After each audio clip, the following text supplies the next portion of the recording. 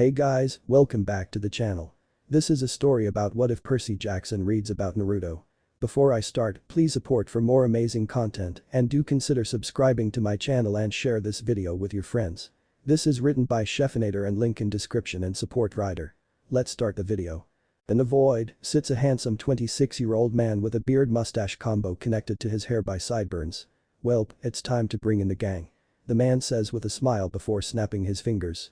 The snap causes 21 flashes of light to appear.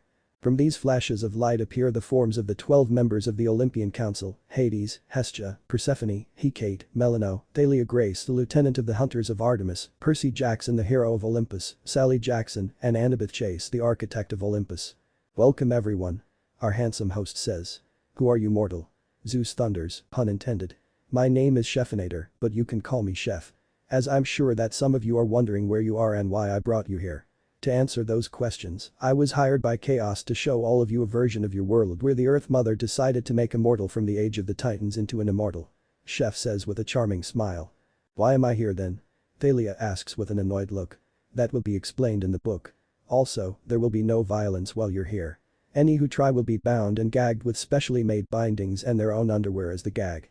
Chef has a wicked grin at the punishment should anyone try to defy him. Everyone shudders, some in disgust and some, Melano, in arousal. In any case, let's start the show. Chef says with another snap of his fingers.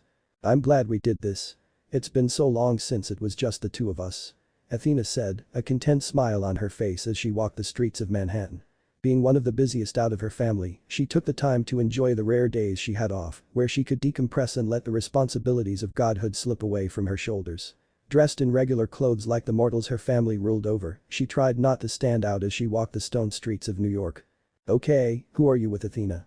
Zeus asked with a frown, hoping that Athena wasn't on a date. He really didn't want to hear about his little war princess's love life. I call BS on you being busy. Hermes says with a frown. To her right, her sister Artemis walked beside her. The daughters of Zeus took solace in each other's company, the similarities between them helping to form the bridge between their close sisterly relationship in their early days of existence. Out of all the gods and goddesses on Olympus, Athena felt her most comfortable when she was with her younger sister. There was no game with Artemis and no need to keep one eye over her shoulder. The bonds of sisterhood were strong between them and Athena knew she could rely on Artemis to have her back. Good. Zeus says with a small smile and a nod, relieved that his precious little girls were just bonding with each other, causing both Athena and Artemis to flush in embarrassment, while the less mature gods are laughing at the two. I agree. Though I'm not usually one for the concrete jungle of New York, I'm enjoying our quality time together. It's been months since it was only us. Artemis replied. Like her sister, she was dressed in casual mortal clothes, giving up her usual silver parka and camouflage pants. Her lieutenant, Zoe, could handle looking after the hunt for an afternoon and had her utmost trust to keep the girls in line. I would give anything to stay away from Olympus right now. Trouble at home? Sally asks with a kind smile. You could say that. Most of the gods of Olympus say with nods. Agreed. Hera is on the warpath again and I have no desire to be in her way. Athena replied. Her last memory of the queen was watching the beautiful woman storming towards Zeus's temple, the earth cracking beneath her sandals and her eyes radiating godly power. She didn't need to be the goddess of wisdom to understand what was happening. Whenever Hera found out Zeus had cheated on her again, all of Olympus fled from the incoming warzone. Nothing good came from an argument between the king and queen and no god or goddess had any desire to get wrapped up in the quarrel. Even Hestia would slip away and make herself scarce. Despite their feelings on the matter, the Olympian daughters of Zeus couldn't fault Hera for her outbursts and shouting matches with her husband. Hera's temper was legendary. People wonder why we remain virgins and refuse to take husbands. Case in point. Artemis joked, pointing up to the sky and making her sister laugh. Seeing Zeus's volatile marriage to Hera would turn most people off of the concept of marriage. When one half of the married couple was not as committed as the other, then it made said marriage redundant in their eyes. Okay, what is you so angered this time, sister?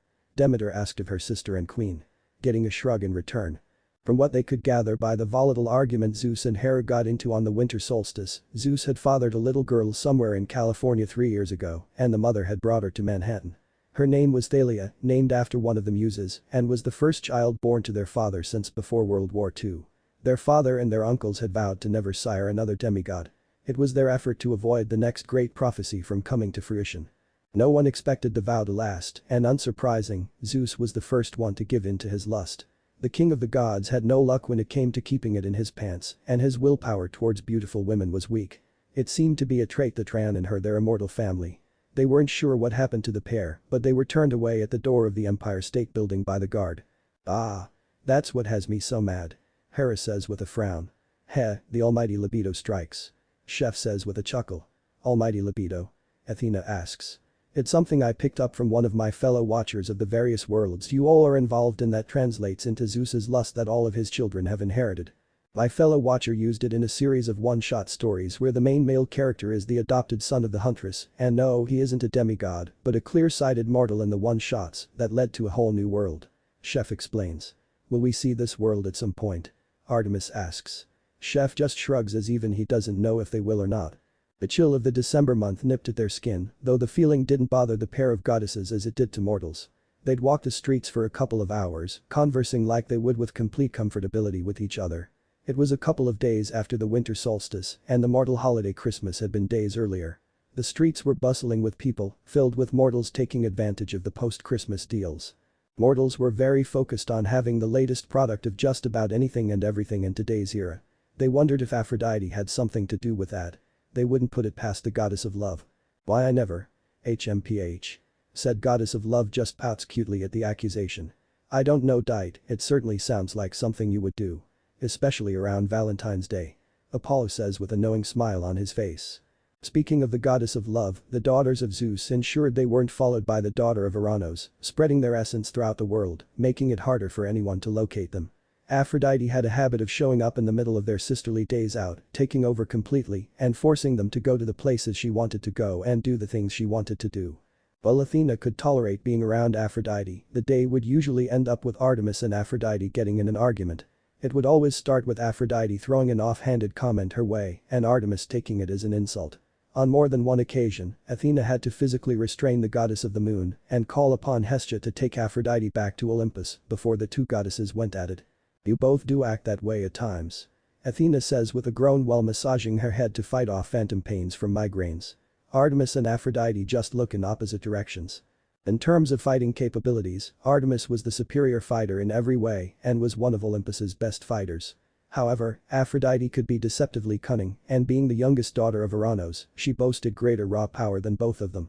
A battle between love and the moon could only result in utter chaos on a global scale. Which is true. That's why the two of you are forbidden from fighting. Zeus thunders, again pun intended, getting nods from the other gods and goddesses in attendance. The two goddesses of the moon and love just look away from each other with pouts on their faces. I'm feeling hungry. We could see if it's safe to return to Olympus. I bet we could convince Aunt Hestia to whip us up something. Artemis asked, a gleam in her eye. No one loved their aunt's cooking more than Artemis. Athena thought about it, I could go for something, but let's stay in the city for now. I have no desire to run into Hera, her father. We'll be there for hours if they try to talk about their problems with us. Agreed. Do you have anywhere in mind? Not particularly. Perhaps we could. Athena started, but stopped when something caught her eye. What's that? Artemis hummed, turning in the direction Athena was looking in. They were somewhere in the West Village, and her sister's attention was solely on the small building that stood on the corner of Nineteenth Bedford Street. It looked like any other building in the West Village, but the front of the restaurant on the ground floor stood out next to the gray-colored stone. In particular, the front of the building was made mostly out of glass, but was met by a bright orange frame and door that stood in the center of the building. An open sign hung behind the glass door, and across the frame sat the name of the establishment, the Fox's Den. Bleh. Who would willingly paint something so hideously? Aphrodite was the one to voice what was on everyone's minds. Wahahahahaha. Chef bursts out into laughter. That shade of orange is what the protagonist enjoys. The Fox's Den? I've never heard of such a place. Neither have I, and I know every building and store in New York like the back of my hand. It must be new. Athena said back, her curiosity piquing, shall we? Artemis made a motion with her hand, led the way, sister. Lead she did, with the two goddesses making their way towards the Fox's Den, interest piquing their thoughts. Well, for Athena at least. Artemis, on the other hand, was just hungry. She felt like she could eat course after course right now. The bell went off when they walked through the door, a shroud of warmth blanketing over them and making the sisters hum in content. It was well lit and open and appeared bigger than either anticipated. Along the wall on the right were a couple of booths, while more than a dozen round tables with comfy-looking chairs scattered across the room and next to the windows. A counter stood at the side with a swinging door leading into another room behind it, with a glass cabinet sat next to it. Inside, Artemis spied cakes and other delicacies of all shapes lined up neatly in multiple rows. And most women believe that men think with their stomachs. Kate says with a snort. Persephone and Melano follow her example. This causes Artemis to flush while sending a scathing look to her twin and her other brothers, minus Hephaestus who could care less. The smell of rich and freshly made pastries wafted through the room, accompanied by a mix of coffee and chocolate. The delightful aroma made both women shiver in delight, reminding them of Aunt Hestia's treats back on Olympus. They quickly realized it was more of a cafe diner than a restaurant, but neither looked like they minded. "Will this do?" Athena asked and tried not to laugh when she found her sister staring into the glass cabinet, her face pressing against the glass. Despite her reputation, Artemis was a child goddess at heart. "I am not." Artemis says with a frown. "Oh, you sore lil sis." Apollo says with a grin. "If mother were here, she would agree with me." Artemis just looks away with a pout. Now there's an idea for later." Chef says with a grin. "It all looks amazing," Artemis whispered, admiring the delicate frosting that coated the carrot cake. Athena leaned down next to her and had to admit they all look amazing. Sometimes, it amazed her at the handiwork of mortals. While she wasn't known for possessing as strong of a sweet tooth as Artemis, she liked to treat herself every now and again with something sweet. "Thank you for the compliment." Athena's eyes trailed away from the sweet treats and found an amused young man looking back at her from over the counter. His chin rested in his palm and a big grin sat on his face. Most would never dare to lean so close to her, much less Artemis, but it wasn't like he knew who they were. From the corner of her eye, she noticed Artemis tense up and her facial expression turned colder than before. Her silver eyes bore into the man's blue ones with quick intensity, as if silently telling him not to come any closer. Her silver eyes gently glowed in warning, though only enough for Athena to notice. "Ladies and gentlemen, meet the protagonist, Naruto Uzumaki Namikaze the Nanademer 7th Hokage Fire Shadow of Konohagakure, no Sato or the village hidden in the leaves." Chef says with a flourish while the screen zooms into the face of Naruto. "So cute." Aphrodite squeals at the whiskers on Naruto's cheeks. "So, what does his name translate to?" Athena asks.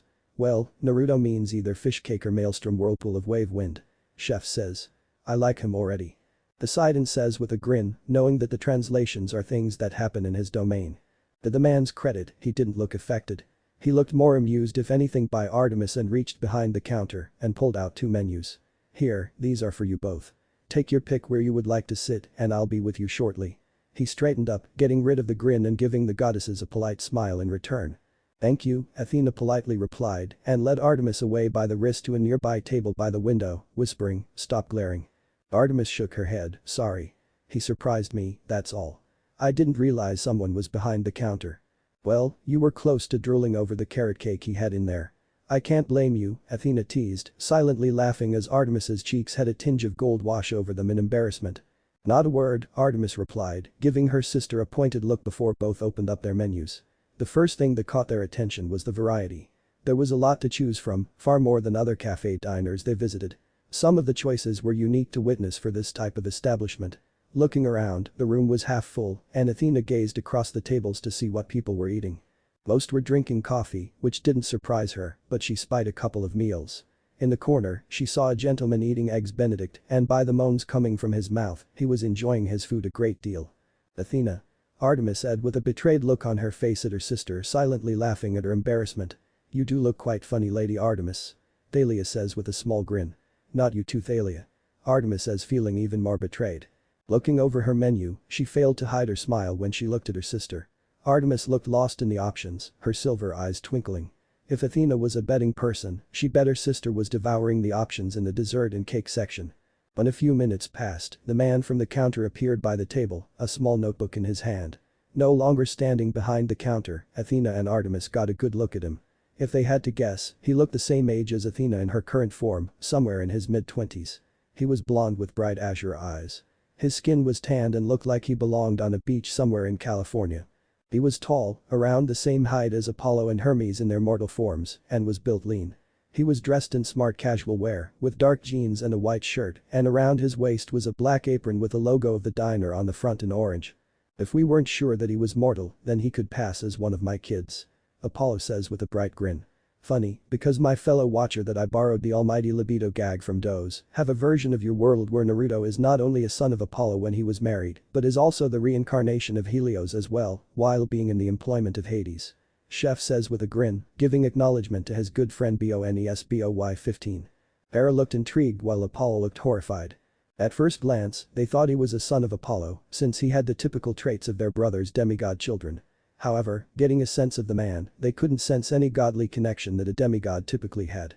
Good afternoon, and welcome to the Fox's Den. My name is Naruto, it's nice to meet you both. He introduced and glanced at Artemis, I'm sorry if I startled you earlier. Artemis narrowed her eyes up at the man, but saw no ill will in his gaze. It's fine, but you didn't startle me. I was just engrossed in your selections in the cabinet, that's all. I see. Thank you for the compliment, though. I'm glad you liked what you saw. His words sounded sincere, and Artemis couldn't sense him playing any game. He didn't appear bothered by their beauty, unlike others in the room who kept glancing at them from the corners of their eyes. It wasn't every day two beautiful women of their standard walked into a place like this. Perhaps he would be tolerable. Did the owner make them all? She asked, nodding in the direction of the cabinet. Most of them, yes. Some came from the suppliers, but most of them are from my hands. He admitted. You're the owner? I am. Artemis didn't say much else. He felt her gaze linger on him before it slipped back to the menu. He took that as his cue to move on and turned to Athena. Naruto, you say? Athena asked, leaning back on her chair and appearing amused by his name. Her gray eyes sparkled with curiosity, it's rare to meet someone with a Japanese name and yet doesn't appear to hold any ties to Japan. He laughed, I guess you could say my parents had a flair for exotic names. I see that. I must say, your menu is unique. It's not like other menus you see for a cafe diner like this one. Athena mentioned, any reason for that? She didn't know what she expected for him to say, but she didn't expect him to shrug. Not really. I'm fortunate enough that I've traveled the world and learned all types of different delicacies each country has to offer. I did think about creating a restaurant, but I've always preferred cafe diners. I find them to be more intimate and gives you more of a chance to get to know the people that visit. No need to pretend, Artie. You were startled and you know it. Apollo bragged, causing Artemis to punch him in the arm. Ow. Chef, why didn't you stop that? Apollo asked. Because you deserved it. Should someone deserve to be harmed, I will allow it. Chef replied, causing Ares to gulp in fear, not that he would ever admit it. Athena nodded, did you ever get a chance to visit Greece? I happen to be Greek myself.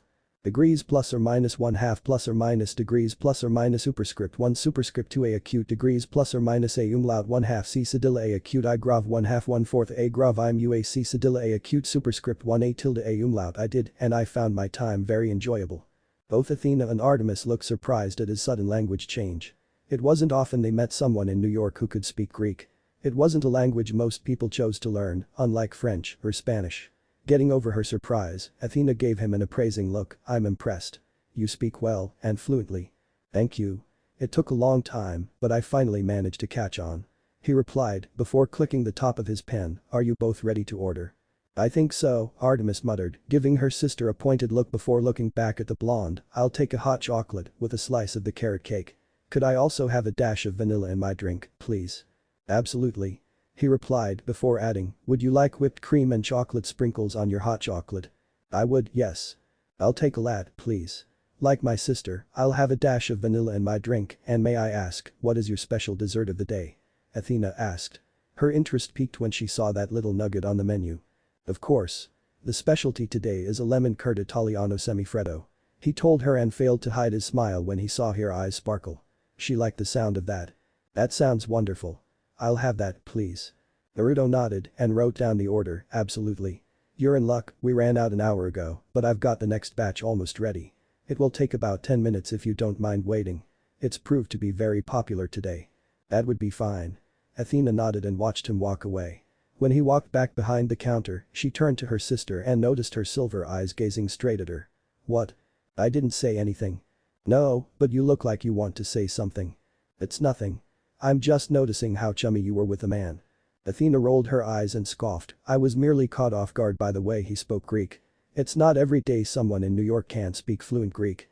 If he can learn a second language and open up his own business, it means he's got one of these. Athena poked the side of her head, plus he's the only one not leering in our direction which is nice. I swear, if that man in the corner licks his lips in my direction one more time, I will throw this knife straight into his eye. She picked up the knife and toyed with it between her fingers. "You know I would." "Oh, I know you would, sister." Athena laughed, plucking the knife out of her sister's hand and putting it back on the table.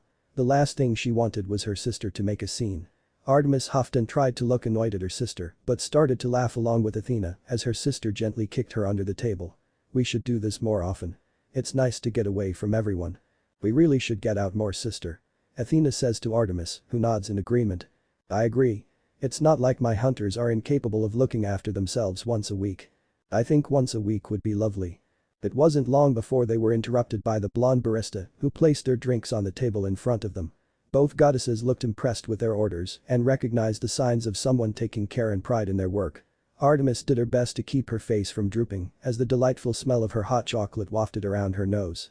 It smelled just like the hot chocolate Hestia would prepare for her. Athena had a similar expression on her face, wrapping her hand around the warm mug. When he placed Artemis's carrot cake in front of her, the goddess licked her lips, her sweet tooth craving for the treat. "You do have quite the sweet tooth, moonflower," Zu says with a small smile towards his daughter, getting a flushed pout in return. Artemis just glares at her immature brothers and the goddess of love. While Naruto prepared Athena's order, the two quietly drank their drinks, both relaxing into their seats as the taste touched their lips. Both let out a sigh of delight, impressed by their orders. It was easy to make a bad drink, but it was difficult to make a great one. So far, they would the barista credit where credit was due. However, when Artemis had the first bite of her carrot cake, Athena couldn't help but giggle as her sister started demolishing the baked good. "Geez, Artie. You need to restrain yourself when around baked goods like carrot cake," Apollo says with a winsome smile, getting a glare from his twin. "Shut up, Apollo." Artemis retorts with a heated glare. "I take it the cake is good?" she asked, but didn't get an answer. Her sister was too engrossed with the cake to reply, her mouth was too full to form words. A thumbs up would suffice. When he returned, he was surprised to find both Artemis's mug empty and her plate void of any cake. "Wow, I guess you liked it, huh?" he said, before motioning to her nose. "You have a little something on your nose." It was whipped cream from her drink. Artemis's eyes widened and swiped at her nose with her palm. She stared at her sister with irritation, hissing, "I had whipped cream on my nose. Why didn't you tell me?" Athena laughed to herself. "I thought you'd realize eventually." She teased, before noticing the plate in his hand. "For me?" He nodded. "For you. I hope you enjoy. Let me know if I can get you anything else." He told them and started to leave before he saw Artemis looking his way. "Can I get you another drink?" "Same again, please." "Drink and cake," she said, making him smile and head back to the counter. She looked at her sister and noticed her looking down at the plate, her fork in hand. Artemis wasn't one to praise a mortal often, especially a male mortal. However, she had to admit the lemon curd Italiano semifreddo he made looked divine. It looked like something you'd find in high-class mortal society. Hell, it was something she imagined Hera serving at her temple. "Well, aren't you going to try it?" I agree with you, dear niece," Hera says after seeing the lemon curd. "Now I want some of that." Most of the goddesses say at the same time. "I'll be sure to include when we take a break," Chef says with a smile. "I want a burger then," Thalia says, getting horrified looks from both Hera and Apollo. "I want to, but I feel like it would be a shame to ruin it," Athena whispered, admiring the delicate work that must have come with making it. She was no incredible chef like Hestia, Hera, or Grandmother Ray, but Athena occasionally liked to dabble in the kitchen the mortal way. She found there was something therapeutic about cooking, and she understood why so many mortals took it upon themselves to learn. It must have taken him years of practice to achieve such quality of work. "Baking, and cooking in general, is as much science as it is art," Hestia says with a smile. Getting grins from the rest of her family as well. "Science, feh." Dionysus snorts, even though he has a smile as well. It took a moment, but slowly Athena dug her fork into the lemon curd. The texture was light and fluffy, and she watched it jiggle around as she brought it up to her mouth. Taking a bite, Artemis watched as Athena fell back against her chair, her rhythmic breathing making her sister lean forward in anticipation. Judging by the expression on her sister's face, the dessert had gone over well. Her composed elder sister rarely let her cool visage slip, always retaining a mask of dignity that kept her true feelings behind closed doors. "Not a word," Athena had to hiss out with a flushed face, while her immature brothers are laughing at her expense. Athena wasn't the kind of goddess that wore her feelings on her sleeve, but Artemis was one of the few that could see behind that visage. It was always a pleasant experience for the goddess of the moon to see her composed sister drop all pretenses and enjoy something for what it was. Then, out of nowhere, Athena let out a loud moan of delight that caught everyone's attention. Okay. That might have taken it a step too far. The whole room fell quiet and every mortal within the establishment, male and female, gaped and blushed in Athena's direction. Artemis couldn't stop the flush of gold from lacing her cheeks. She gawked at her sister, looking between her and the plate. Even she wasn't that bad. It sounded so sexual. Hey Athena. What in the name of Hades was that? Humming to her senses, Athena couldn't stop her eyes from widening. It's not what you think. That was a lie and she knew it.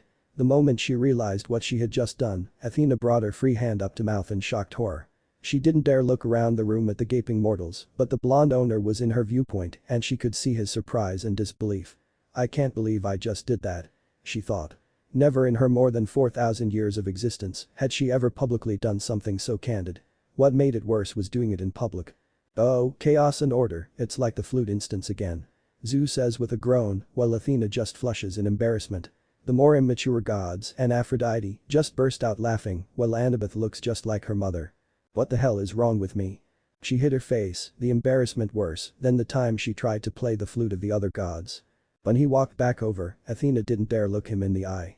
After he provided Artemis with her second round of orders, he stopped and whispered to Athena, I'm glad you enjoyed it. He smiled politely and before she could reply, he walked away. Oh God, what must he have been thinking? Hey, blonde, he stopped and turned around and everyone looked towards an older woman who was sat a few tables over.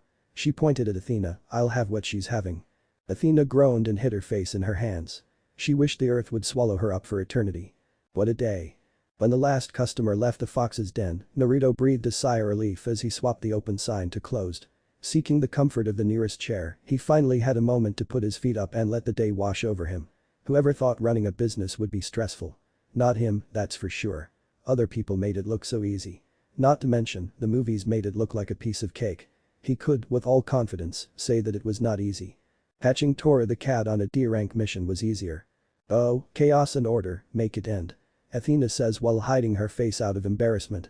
Never. The more immature gods all shout as one. This is even better than the flute incident. Poseidon booms out in laughter at his rival's embarrassment. However, as stressful as the job was, this was the path he chose to acclimate into modern-day life. As it turned out, he was very good at it. Cooking and baking had always been a hobby of his and something he found therapeutic. Feeding fulfilled a survival need for all living creatures, and the feeling of fulfillment came not only from the good of the act of giving, but also the fact that we have helped in some form. Cooking for others helps bond human beings to loved ones and fellow humans. At least, that's how he saw it. I like his mincet. Hestia says with a smile, while Ares makes the universal sign for gag me in response. Ares' actions earn him a smack on the back of the head. Ayla Gibbs, NCIS reference for those you love that show, from Hera. There was also the fact that people loved cake and coffee. Both played huge parts in humanity's daily life that it seemed like a given. Rubbing his forehead with his forearm, he clapped his hands together. Alright guys, you know what to do. The door that led to the kitchen and the back room swung open, and 3 of his shadow clones marched out in a single file, giving the original Naruto a salute as they started the evening's cleanup. The evening had been a busy one with the post-Christmas rush. A lot of families had stopped by and spent the majority of the evening, as well as couples of all ages, enjoying the post-Christmas bliss and exploring the post-Christmas deals throughout the city. Perhaps he should have opened up in the new year like he originally intended. At least, that way, he could ease into modern life a little easier without having to deal with the Christmas holidays and all it brought with it. Humanity sure had changed. Agreed. All of the immortals say at the same time. All the mortals, including Thalia, just pout at that. Though, he did notice the festive and seasonal beverages went over great with his customers and he was already thinking about what to do once January arrived. Humanity sure a sweet tooth.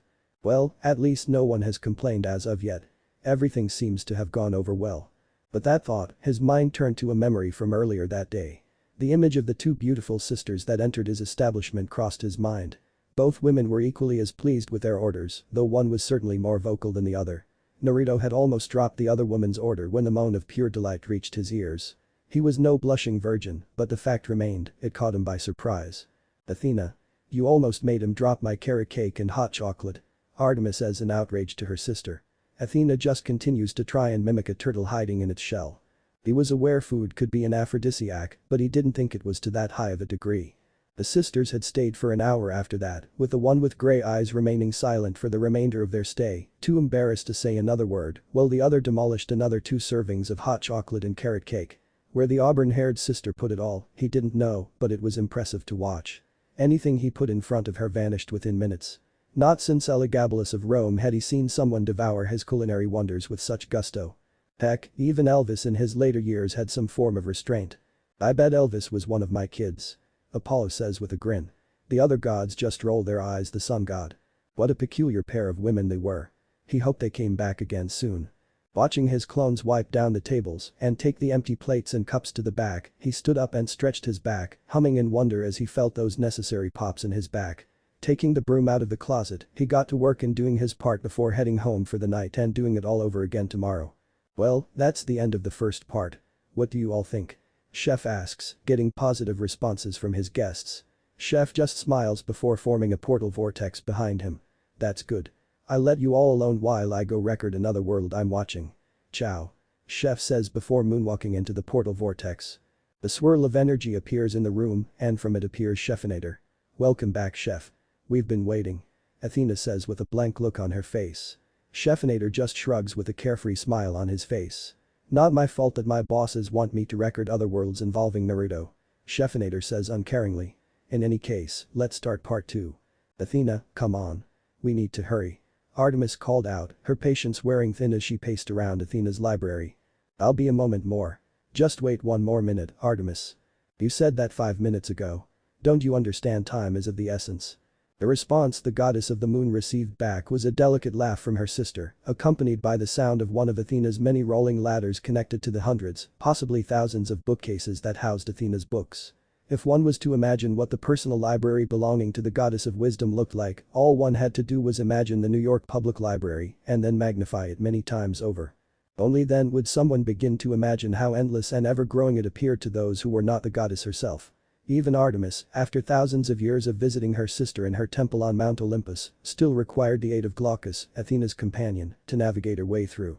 Hoot. A sound was heard as a snow-white owl came flying from nowhere before landing on Scheffinator's outstretched arm. I wonder what Albus Dumbledore wants now. Scheffinator says with a hum. What? You mean to say that he actually exists? Dahlia shouts in shock. Scheffinator just nods. I talk with him occasionally about when he was younger and was a professor at Hogwarts to a wizard named Newt Scamander. Scheffinator says with a grin. If it were any other occasion, then Artemis would be in a more patient mood. However, it had been 3 weeks since their last outing together, and Artemis had been counting down the minutes for their next trip to her new favorite, I Fix the Spelling Soul, spot in the city. Their plan to spend sisterly time together once a week hit a pair of road bumps called Zeus and Hera, with the two elder gods pulling them away the moment they returned from their last outing weeks ago. Neither Athena nor Artemis had much time to spare after that. If you two want to spend time together, then just say so. Zeus says with a small fond smile towards two of his many daughters. Hera just huffs at being called a road bump. When they weren't fulfilling their duties to their godly domains, they were on Olympus, aiding their aunts and playing peacekeeper between the king and queen. It was frustrating to no end, but neither could find the right opportunity to slip away without being noticed. Now, 3 weeks on, some form of normalcy was beginning to return. Although Zeus was still forbidden from entering Hera's temple, the queen had finally ceased in stirring up a shouting match with her husband. Both the king and queen of Olympus just blush at that while looking anywhere else to avoid the looks the others are giving the two. Scheffinator just quietly chuckles at the duo's antics. In everyone's minds, the month of June couldn't come quick enough. Pacing within Athena's temple, the goddess of the moon knew why Athena was stalling. Her embarrassment from their first visit was still fresh in their minds, and Artemis was well aware her sister did not do well with embarrassing situations, especially when she was at the center of it. For what must have been the first time in her immortal life, Artemis was looking forward to delicious food that was made by a member of the opposite sex. Oh my. Leto says with a smile while Artemis just looks embarrassed. Mother. Artemis shouts with red golden cheeks. Apollo is having a hard time holding in his laughter. Who knew miracles could happen? I swear to Hades, Athena, if you don't hurry up, I'm leaving without you. Don't you understand she could appear at any moment? She's done it before. Fine. Fine. I'm coming. True to her words, the sounds of Athena's rolling ladder grew louder, and the goddess of wisdom appeared on Artemis's right field of vision. She was standing on the mid-step, carrying half a dozen books tucked between her arms. To Artemis's relief, Athena was already dressed for their outing to the mortal world. Her dark hair neatly tied up in a high ponytail. Though it only took a click of their fingers to change their attire, the younger of the two goddesses wasn't willing to waste another second. I wonder who the two of you are talking about. Hestia says with a small smile. The two just look at each other then shrug as they don't know. When nobody, except Scheffinator, is looking, the two send a discreet glare towards the goddess of love. I can finish these later.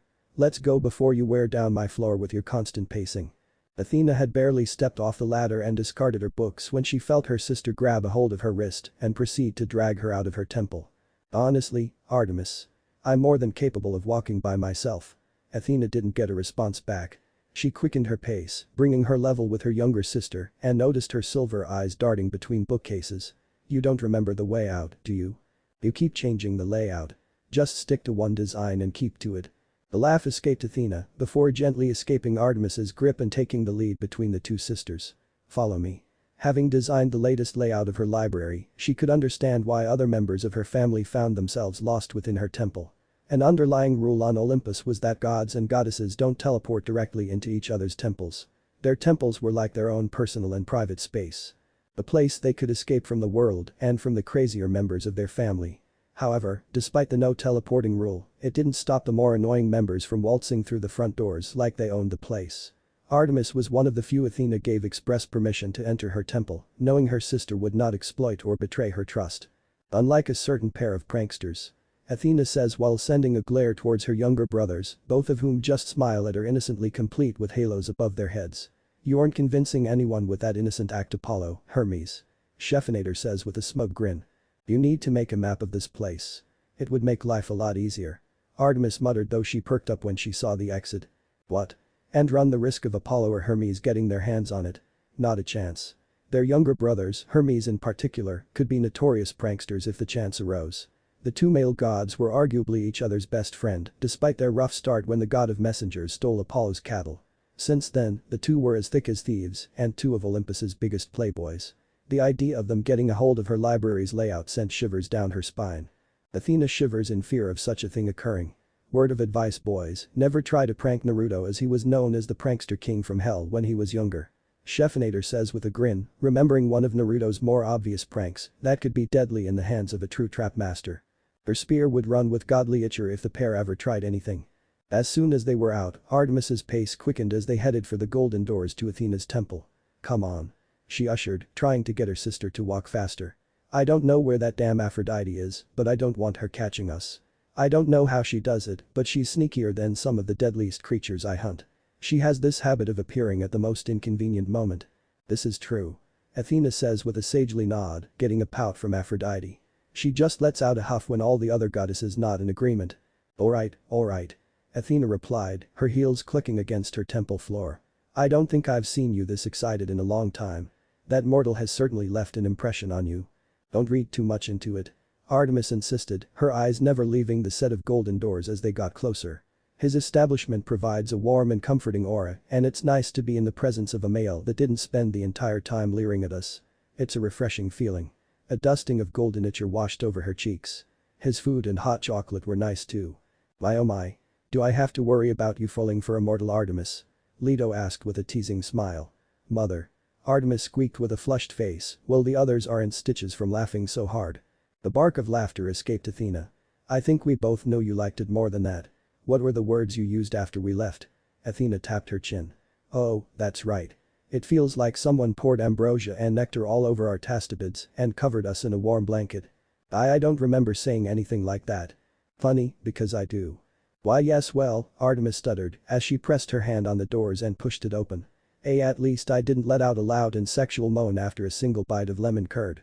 This time it was Athena's turn to sputter in surprise. It was not a sexual moan. Yes, it was. No, it wasn't. Besides, how would you know? Don't turn this around on me.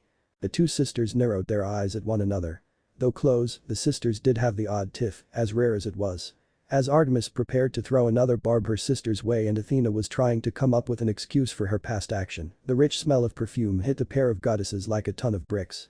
Their bodies froze and slowly turned their heads in the direction of the door, where a haze of pink smoke enveloped the doorway to Athena's temple. Neither could say a word as the very person they were trying to avoid being caught by appeared in all her stunning glory. Currently possessing baby blue eyes that shined as bright as sapphires, with bouncy dark chocolate curls that hung down to the middle of her back, the goddess of love was midway through knocking on the door when she noticed Athena and Artemis standing in her way. The two of you really don't fight like siblings do all that often. Demeter says, while her three brothers just look away from each other as they are the ones that fight the most. This got a few snickers from the demigods and Sally. Aphrodite blinked in surprise, but soon became a bundle of joy as she clapped her hands together, seemingly oblivious to the frozen stare she was getting. "Oh, how wonderful. I was about to come and find you both, but you saved me the trouble," she said. Reaching forward, neither Athena nor Artemis could do anything as Aphrodite looped an arm through each of their arms and marched them out onto the streets of Olympus. "Let's have a girls' day. Just the three of us. Won't that be terrific?" "No." Both Athena and Artemis say at the same time. Aphrodite just pouts at the two. Aphrodite just harems when the others started to laugh. The goddess of love wasn't giving either of her fellow goddesses a chance to back out. This was happening whether they wanted it or not. As their senses returned to them, Artemis shot Athena a look of betrayal as she realized the predicament she was now stuck in. "I told you this would happen." All Athena could do was sigh and thank the fates that Aphrodite hadn't appeared seconds earlier. Stretching his arms out in front of him, the blonde owner of the Fox's Den found himself leaning against the counter as he stared out the window and across the street. Trying to repress a yawn from breaking out, he turned and looked across the inside of the den, taking in the people that were visiting. It had been a slow day compared to the last couple of weeks, but with Christmas over and children returning to school and adults returning to work, a routine was beginning to form through his weekdays. Saturday was always going to be busy, while Sunday he was only open for half a day. Even he needed a break and time to rest. Everyone had to nod at that. They all agreed that they did need time to rest, especially Hermes, who happens to be the busiest of all the gods and goddesses. "You all can consider this your time to rest from your duties," Scheffinator says with a grin, getting a thankful look from Hermes. "Boy, the last hour is dragging." Right now, he was in the middle of the slow period. The afternoon rush during lunch had proven to be one of his busiest, I fixed a mistake soul, periods of the day, some opting to stay in, while others chose to take their food away with them and find a quiet spot to eat in solitude, away from the bustling streets. It was a few minutes past 2 and the people slowly filtered out until the room was only a third of the way full. It wasn't that he wasn't enjoying the peace, but there was something about the pressure from the swarm of people all coming in at once that got his blood going. Under Pressure by Queen and David Bowie starts playing in the background. Scheffinator just starts chuckling while the others are trying to figure out where the music is coming from. Apollo is the only one to look at Scheffinator and came to the realization. Before Apollo can't say anything, Scheffinator just snaps his fingers, making a zipper replace Apollo's mouth that zips shut. In the back room, he knew his clones were hard at work. At least, that's what he was hoping anyway. Even after all this time, his clones still had a habit of doing things their way when they got antsy, but those moments had become few and far between. These days, they did as they were told, and he was thankful for it. Noticing a hand waving at him from one of the tables next to the window, he smiled and walked over with his notepad and pen in his apron pocket. "Another black coffee for you, ma'am?" he asked, watching as the young blonde woman stared down at the papers spread out on the table. From what he gathered, the young woman was in the middle of her training to become a teacher. Math, if he remembered right. She'd come in 2 hours ago, during the lunchtime rush and had yet to leave. Every time he looked her way, he found the woman biting down on her pencil, leaving tiny grooves in the wood. It looked like she was preparing for an exam if the papers were anything to go by, with notes and scribbles covering the blank spaces. "That poor pencil," Athena says with a frown. The rest of her family just roll their eyes. Even Sally and the demigods roll their eyes as well. Percy just shudders at the evil math, getting a few giggles from his girlfriend. "Yes, please." She picked the mug up and held it in his direction, her eyes never leaving the paper. "How are you getting on?" "I can't say math was ever one of my fortes." "It's going fine. I'd be better with another cup of coffee though." One of his eyebrows went up, but he said nothing. Instead, he took the mug and went through with her next order. Despite professional courtesy, a small part of him was tempted to add a dash of chili sauce to the drink. Rude. As he fulfilled the order, little did he know, at that same moment a street over from the Fox's Den, the three goddesses of Olympus converged on its location. "No. No. Macy's is that way." Aphrodite pointed in the direction opposite to the way they were walking. "I saw the most beautiful pair of Gucci heels that would look great on you, Artemis.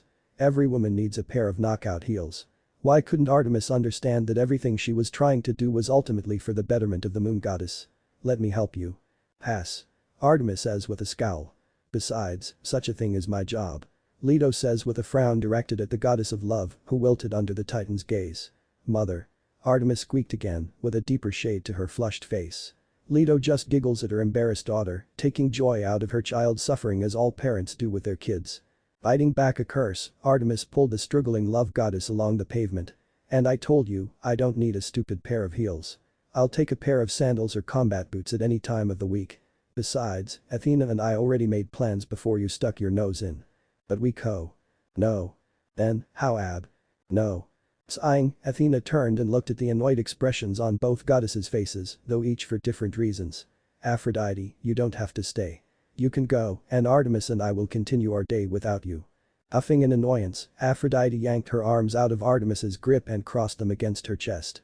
A pout appeared on her face, but she knew there was nothing she could do to change her fellow Olympians' minds.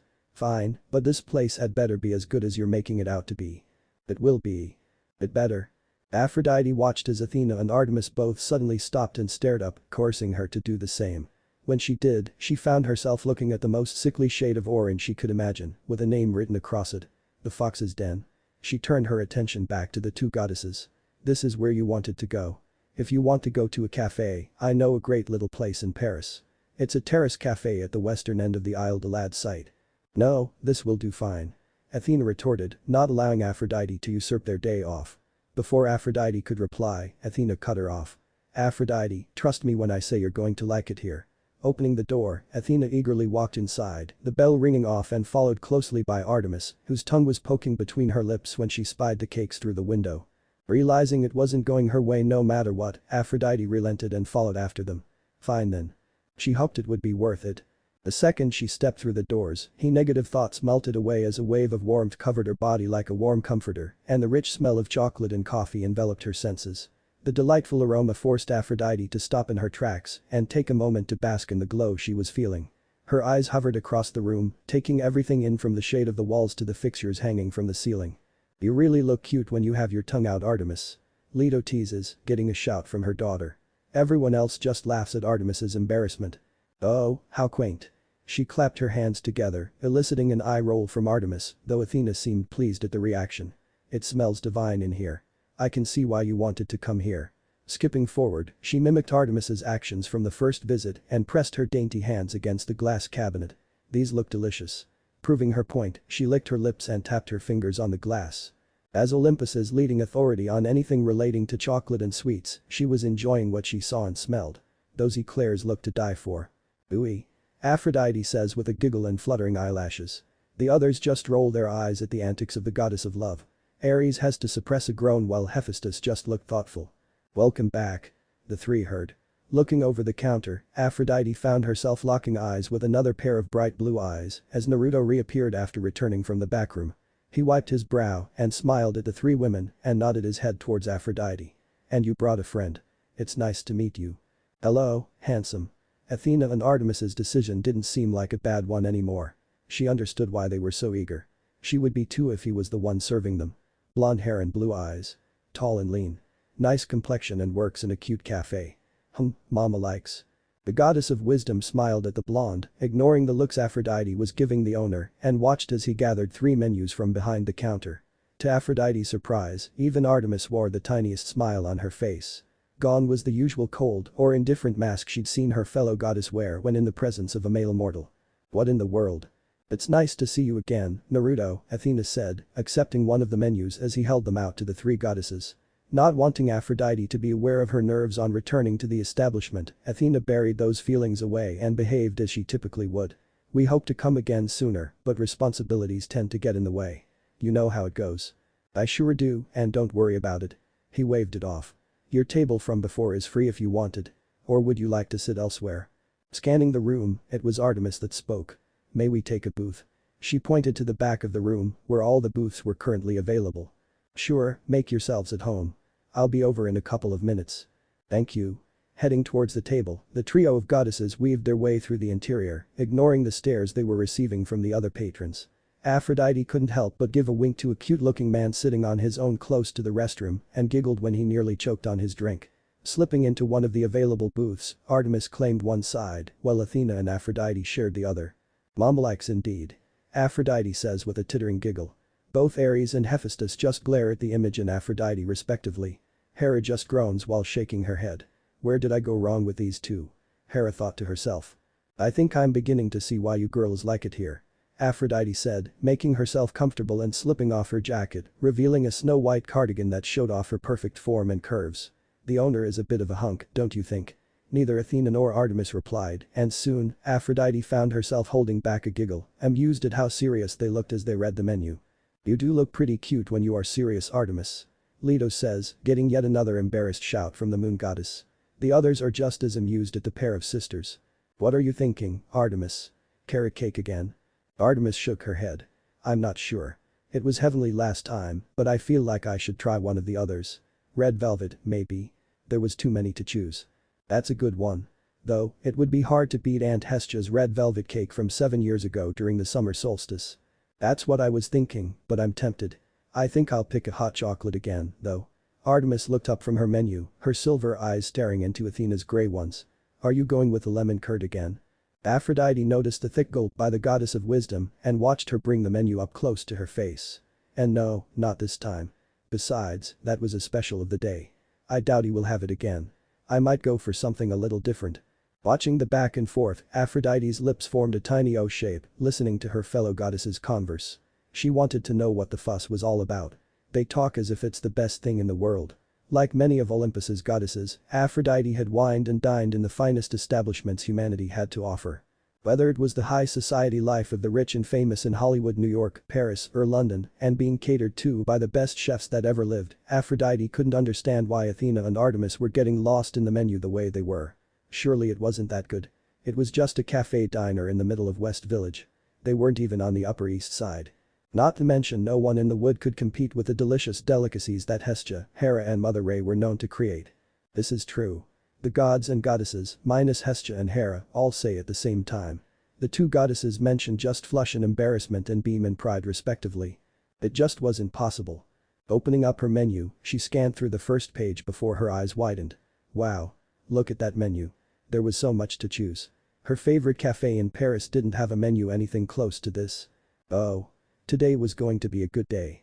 The table fell silent, each goddess finding themselves as wrapped up in what to choose as the other.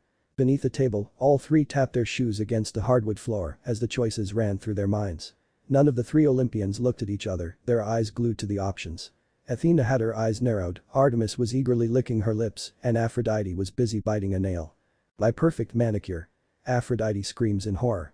The others just wince at their ears bleeding while Scheffinator doesn't look affected as he has Bluetooth earbuds in to listen to Weird Al Yankovic at the moment. What to choose? As expected, after a couple of minutes passed, all three felt Naruto appear by their table, his notebook and pen in hand, and giving them all his trademark smile. "Thanks for waiting. Are the three of you ready to order?" Looking around the table, the blonde owner turned to Athena, deciding to start with her. Straightening her back, Athena cleared her throat. "I believe so." She looked at the pair and saw them nod, though Artemis still looked a tad unsure. "I'll take a latte please, though instead of vanilla, may I have a dash of cinnamon this time?" She watched him nod his head and write the order down. "And I remember seeing someone with eggs Benedict the last time I was here. I'll have one of those, please." "Yum." Everyone says as they all have had eggs Benedict before. Scheffinator just shrugs as he prefers scrambled eggs any day of the week. "Absolutely. Those are all great choices."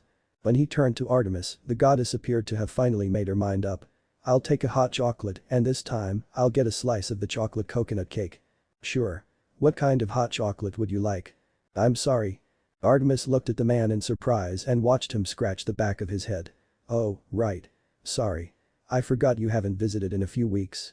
I've added a couple of different types of hot chocolate besides the standard type you'd expect, and I'm waiting on the new menus to arrive. Would you like to hear them?" Artemis said nothing and nodded. New types of hot chocolate. She hadn't prepared for this. "Well, right now I have 6 types, but I'm planning on bringing in more over time." Naruto held out his fingers. "We've got regular Rocky Road, mint chocolate, white chocolate, salted caramel and orange chocolate." Each flavor made her eyes gleam, though one, in particular, stood out. "I'll take the salted caramel." "You got it. And don't forget the whipped cream and sprinkles." "I would never be so cruel." He joked. Across from Artemis, Athena smiled at her sister's eagerness. No matter how cold or intense Artemis could become when crossed, the moon goddess would always be a child at heart. Even Aphrodite, who so desperately wanted to tease the younger goddess, couldn't bring herself to do so. She looked so cute and not at all like the huntress that struck fear into monsters everywhere. "You really are so cute like that, my little moonflower." Leto teases, getting another embarrassed squeak from Artemis, while the others all laugh. Aphrodite just squeals at how cute Artemis looked. When he turned to Aphrodite, the love goddess batted her eyelashes at him. I'll take a strawberry milkshake please. She lifted a delicate finger and pointed to something that caught her eye. I couldn't help but notice you have a selection of entremets on the menu. I do, yes. Her smile widened and leaned forward on the table. It's rare to find that type of dish outside of France done well. Most people tend to overpower one layer too much, causing the rest to suffer. You've sparked my curiosity. Her hand came up and rested in her palm, purposely posing in a way that enticed most men she met. Next to her, Athena and Artemis frowned. I'm no connoisseur, but I've spent a great deal of time in Paris and around France, learning the language. So, I know how a good entremet should taste. Ooey. Aphrodite says with a giggle. The others just groan in annoyance at the love goddess's antics. The blonde owner listened and smiled. If it helps you in making a decision, then you should know I learned how to make entremets during my time in Paris.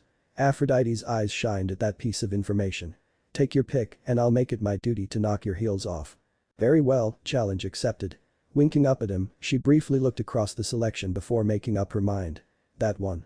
The apple spice one, please. Good choice. After he finished noting the orders down, he bowed his head to the three ladies, though he kept his eyes on the love goddess. Je reviendrai avec vos commensaux pour. I will return with your orders shortly. A short gasp escaped from Aphrodite's lips as she watched him walk away. Before long, it was replaced by a smirk and gleam in her eyes that her fellow Olympians had seen one too many times. You didn't say he spoke French. This mortal got better and better by the second. Athena looked equally as surprised. I didn't know.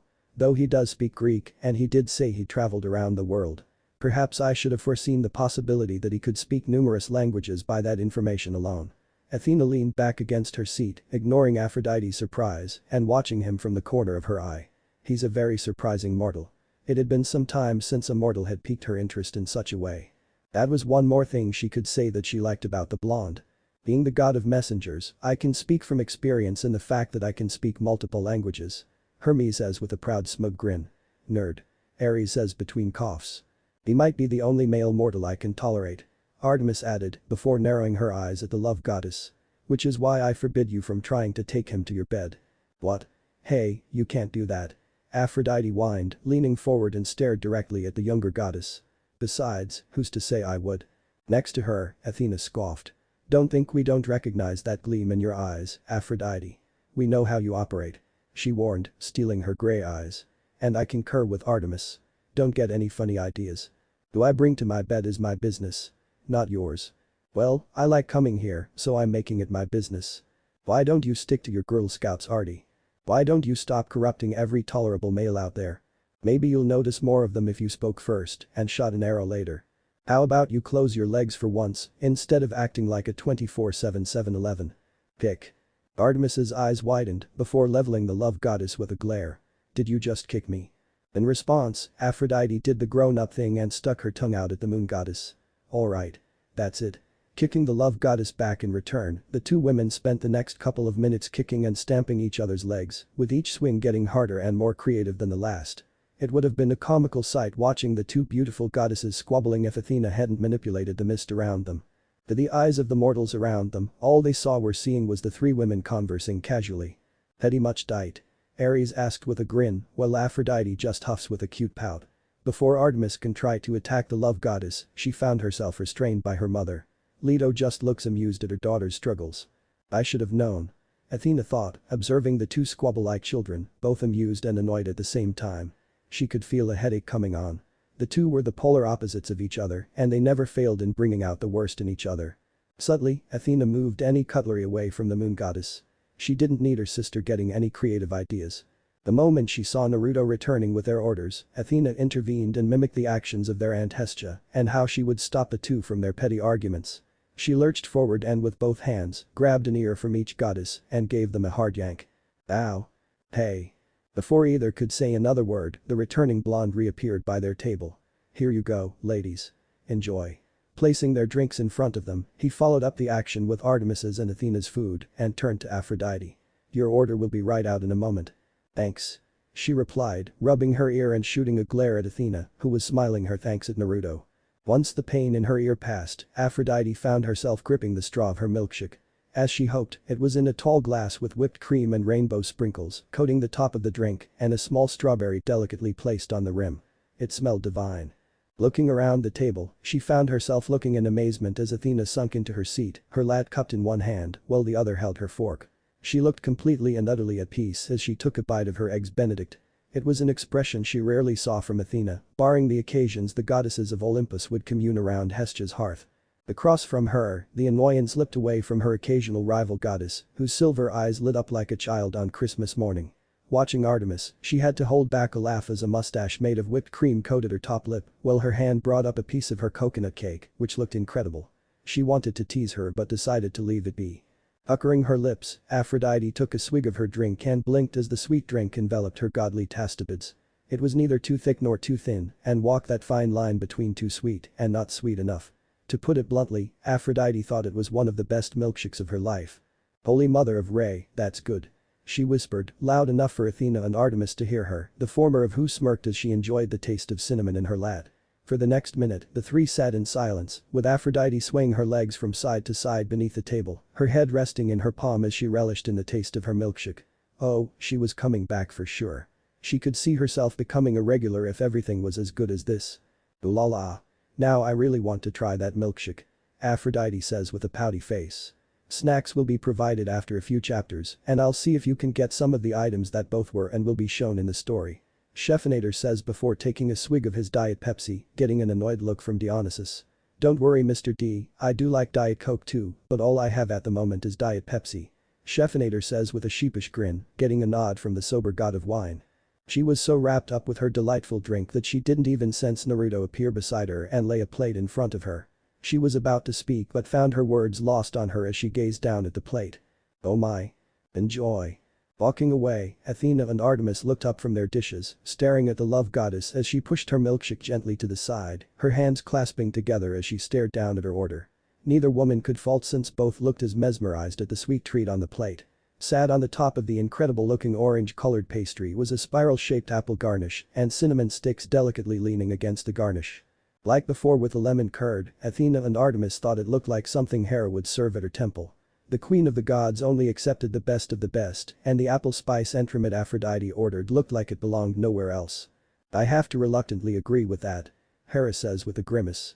The grimace was to hide her slight bit of drool at the apple spice entremet. Only Scheffinator caught slight bit of drool from the queen of Olympus. Wow. Artemis muttered. It looked amazing. It looks incredible. Aphrodite whispered, picking up her fork and digging into her sweet treat.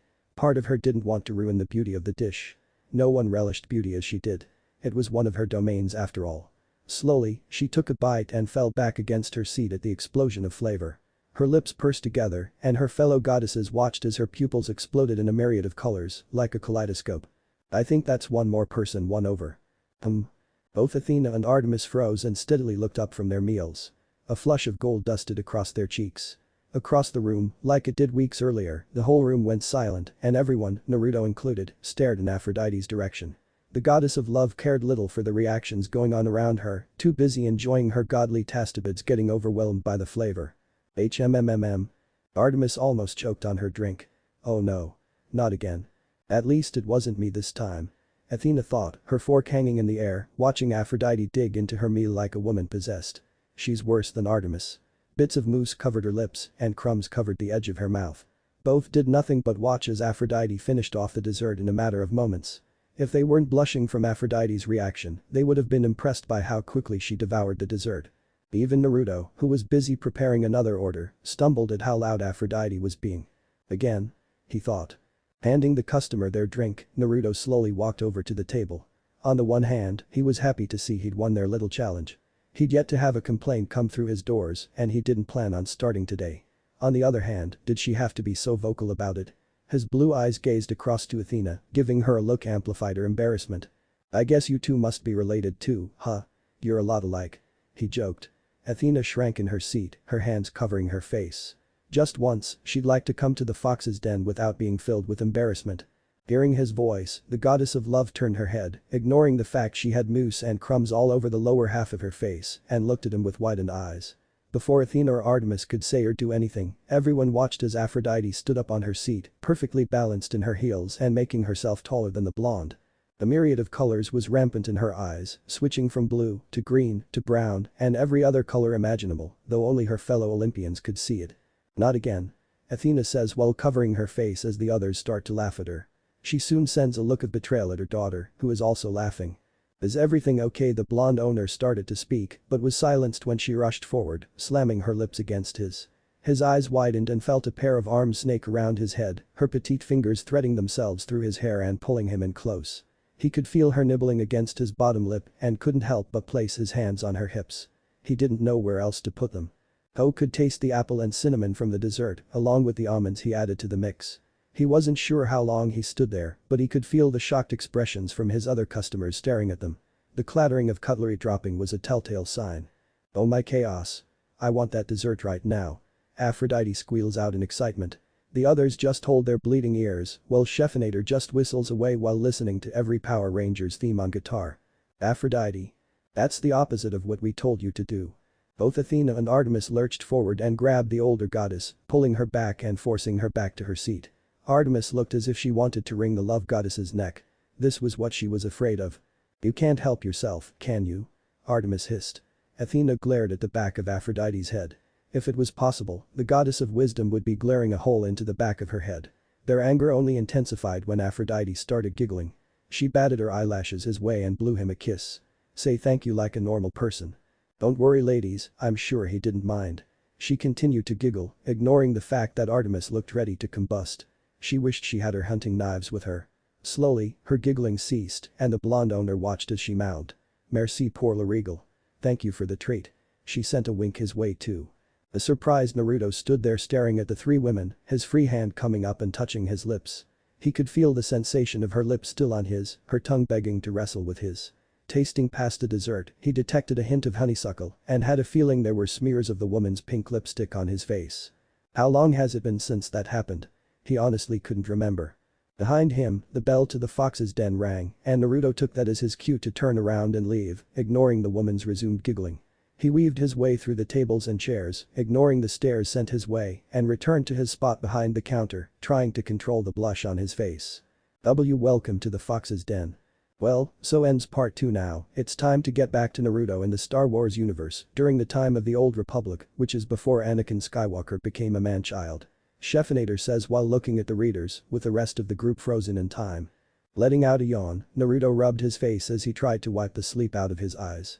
Waking up at 5 am every morning had been a struggle initially. For as long as the blonde shinobi could remember, he'd been a morning person. From his time in the academy, needs to be capitalized, to his days as a member of Team 7, and even during his tenure as the 7th Hokage of the Hidden Leaf Village, waking up at such an obscene time was a struggle. These days, being the owner of a cafe diner required him to open up hours before the rest of the world opened their eyes and get everything ready for the day that lay ahead. He didn't have the luxury of Kakashi-sensei or later on, Hinata, to wake him anymore. He needs to eat more cereal. Demeter says, getting groans from the others. Mother please, enough with the cereal. Persephone says with a hand on her face. He could have made a shadow clone and have the clone do it, but he knew if he did that and remained in bed, he would do it every morning. He didn't want to fall into the trap of beginning a bad habit. It was the same reason he didn't use Horatian to get work. Besides, the walk from his home to the fox's den helped wake him horsepower. It was Sunday, which meant he was only open until 2. After that, he planned on going home and sleeping the day away until it was time to restart his week all over again. What is the Horatian? Zeus asks with a raised eyebrow. It means flying thunder god. Apollo says with a snicker, getting a smug grin from Zeus. Walking the streets at such an early time, it would always surprise him to see people much like himself out and about already starting their day. The sun hadn't even risen yet and the brisk chill of the air nipped at his skin, reddening his cheeks and the tip of his nose. He nodded his head at a passerby who was heading towards a nearby ops truck as packages of all sizes were being loaded on and off with great care. Hi me. Hermes says with a wave, getting eye rolls from the others' deities and a few chuckles from the demigods and one mortal. Ops. That must be new. Morning. Good morning. Rounding the corner, he sniffled when the fox's den came into sight with its bright orange frame, standing out amongst the dull colors of the other buildings. Didn't people understand if they wanted to attract the attention of people passing by, then what better way was there than using the brightest shade of the best color in the world? If nothing else, it would cause people to stop and look. You know, he does have a point to that. Hephaestus says with a grumble. The others gods with businesses and even Sally not in agreement. Digging into his pockets and pulling out a key, he quickly entered the fox's den and locked the door behind him. Switching the lights on, he could still detect the lingering scent of chocolate and coffee from the day before. Shaking the cold away, he eyed up the coffee machine to warm him up as he removed his coat and hung it up in his office, which was nothing more than a little hole in the wall room where he could keep all the legal stuff and keep the computer. Always best to keep all the legal documents someplace safe in case they're needed. Athena says with a nod. The others, Hermes especially, groan at how disorganized they are. Crossing his fingers, he called out his trademark jutsu, Shadow Clone Jutsu. 24 Narutos appeared in front of him, falling into 3 lines of 8, and offered the original a quick-fingered salute. Alright, you all know the drill. The list of what we need to make this morning will be on the countertop. The special of the day won't be anything too fancy, but I thought we'd go with a blueberry skyr cheesecake. He watched them nod their heads. The skyr yogurt is on the top shelf. If we need any more, hurration over to Reykjavik and head to that store I frequented when last there. The one nearest to the theater house. They nodded again, forcing him to clap his hands together. Alright then. You know what to do. Let's go. What good are shadow clones? Annabeth asks out loud. They are solid copies of the creator original and can transfer their memories back upon dispelling. Chef explains without thought. Lucky. The Watcher's readers all shout in envy. Hi. One by one, the clones made their way into the kitchen, the door flapping in an endless loop as each clone passed through. Letting out another yawn, he turned around and started the process of switching the machines on, from the coffee grinder to the espresso machine to the automatic drip coffee makers. While his clones handled the baking in the kitchen, he'd handle setting the place up in the front before joining them. While he was on his own in the front, he made himself a drink while he could. The blonde ninja was fond of a Spanish lad, though instead of sugar, he added a splash of honey. Honey was packed full of natural sweetness and energy, and in his opinion, a better option than sugar. His hands moved together with perfect fluidity thanks to constant repetition. Honey, along with a shot of espresso added to the mix, made him hum in delight as he brought the drink up to his mouth. Now that was the good stuff. When he was younger, he never imagined anything coming close to his love for ramen. However, these days he couldn't imagine a morning without some form of caffeine to start his day. He had a couple of hours before he opened his doors to the public. Once open, he estimated he'd have around 10 minutes before the first batch of customers started filing their way in, likely for a takeaway order. Wandering the earth for as long as he had, the blonde owner of the Fox's Den had become good at reading people. He knew when to talk to his customers and when to leave them be and let them get on with their day. Disappearing once again into the back room, he returned moments later with a large cardboard box in his arms and placed it down on the counter. Unsealing the top, he got a glimpse of the inside. His new order of paper cups had arrived the day before, and like most things in his life, they were bright orange too. A majority of his customers during the morning rush took their orders away with them, and his paper cups were nothing more than the store-bought cups anyone could purchase. These new ones were ordered and designed for the Fox's Den, with a chibi-styled fox sporting 9 tails in the center drinking a coffee. The Kyuubi. I want one. Annabeth and Thalia whine, causing the latter to flush in embarrassment when the others start teasing the duo. The Spanish and the Irish had the best lats. Hermes and Dionysus say at the same time.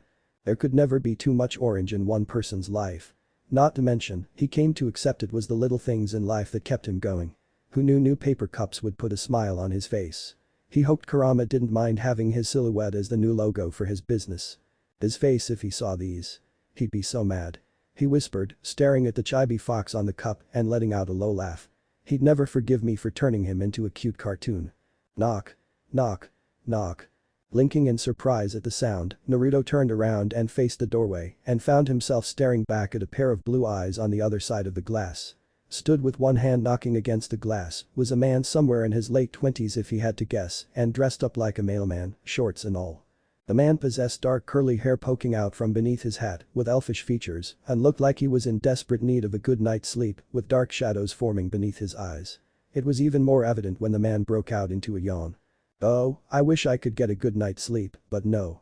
Always busy delivering packages and messages. Hermes moans. The others look a little guilty for having their relatives so overworked. The man then offered him a wave. Hey. Any chance I can come in? Moments earlier. We got another delivery coming in. It looks like another set of packages have come in for Janice. He's requesting it for delivery at 8 a.m. sharp. Hermes heard and noticed the heads of George and Martha come to life and turning to look at him. A loud ping followed after, and Hermes couldn't stop a groan from leaving his mouth as he watched Janice's name popped up on the itinerary.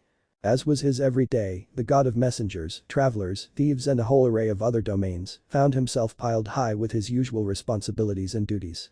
None of his Olympian brothers had ever worked the kind of hours he worked regularly. Apollo, in particular, as much as he loved his best friend and older brother, was going through his lazy season. The god of the sun worked little during the winter season, hence why the days were short and the nights long, much to the ire of his twin sister.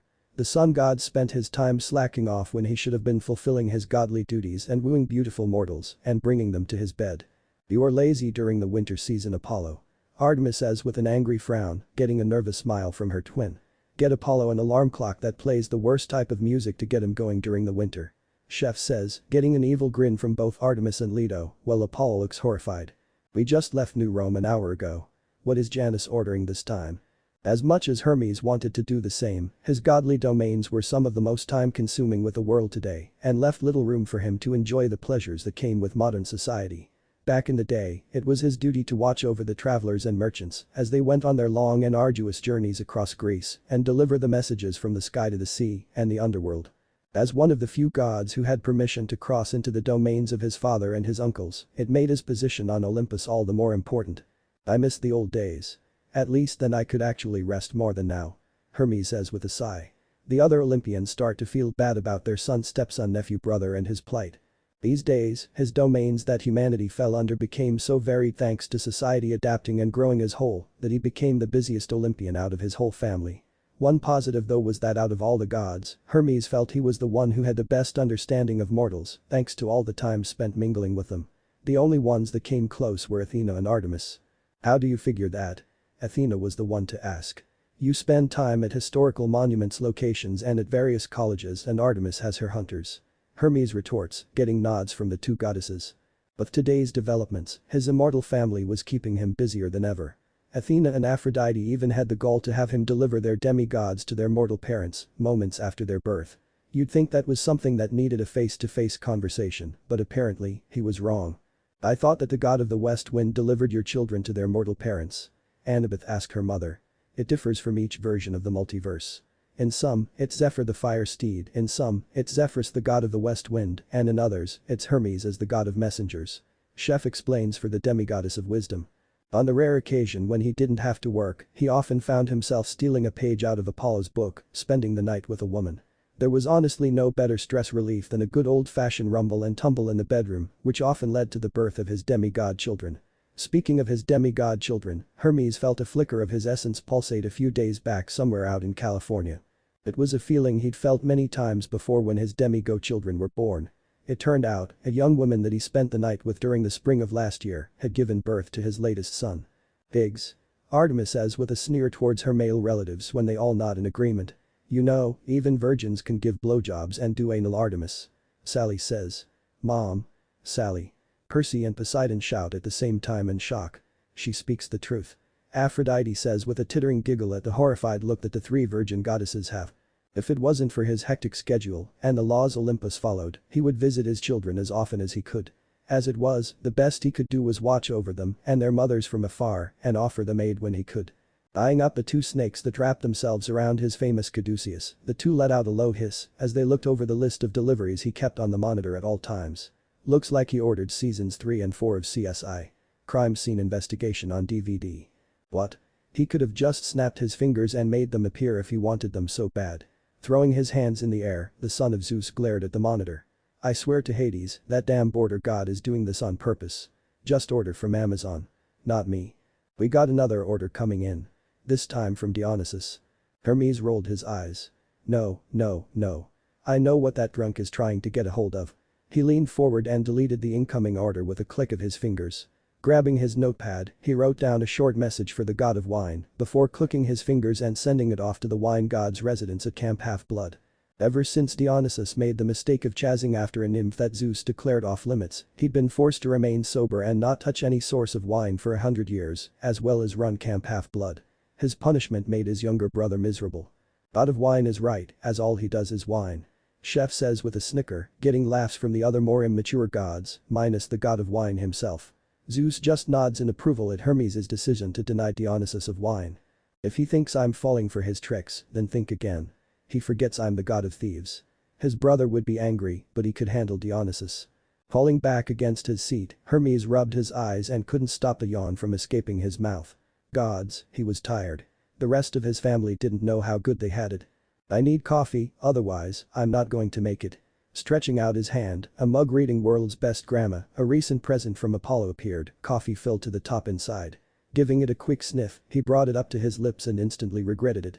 Rolling down the window, Hermes spat the coffee out onto the street, followed soon after by the rest of the mug. As a god, he could make almost anything appear if he willed it so. All he had to do was picture it in his mind and will it to be. However, with food and drinks and other edible delicacies, said god had to have some skill over the art. He wasn't bad by any means and was known to treat his mortal lovers to a home-cooked meal from time to time, which made the food he conjured pretty good. His aunt Hestia and even his stepmother had given him their stamp of approval. Yet, for some reason unbeknownst to him, Hermes could never make a decent cup of coffee. It was the most ridiculous thing. No matter how hard he tried, the Olympian could not crack the code after years of practicing. It was such a mundane thing, yet he failed miserably at it. Right. How can I make home-cooked meals that Aunt Hestia approves of but can't make a good cup of coffee? Hermes rants in frustration, getting mocking laughs from his brothers and sympathetic looks from his aunt and stepmother, more so the former than the latter. If Apollo, Ares, or any of his brothers found out they wouldn't let him live it down. Feeling someone tapping his leg, Hermes glanced over at George and Martha, the latter of whom was trying to get his attention. What? We can afford to take a short break. Why not make a stop and get refreshments? Oh? And where do you suggest? He watched as the two snakes turned to look at each other, whisper something to one another, before turning back to look at him. How about that place up the street? Hermes blinked. Place up the street. He leaned forward and squinted his eyes. It took him a moment to realize what George and Martha were trying to point out. Up the road, not even a minute walk, he spotted a light on in one of the nearby windows.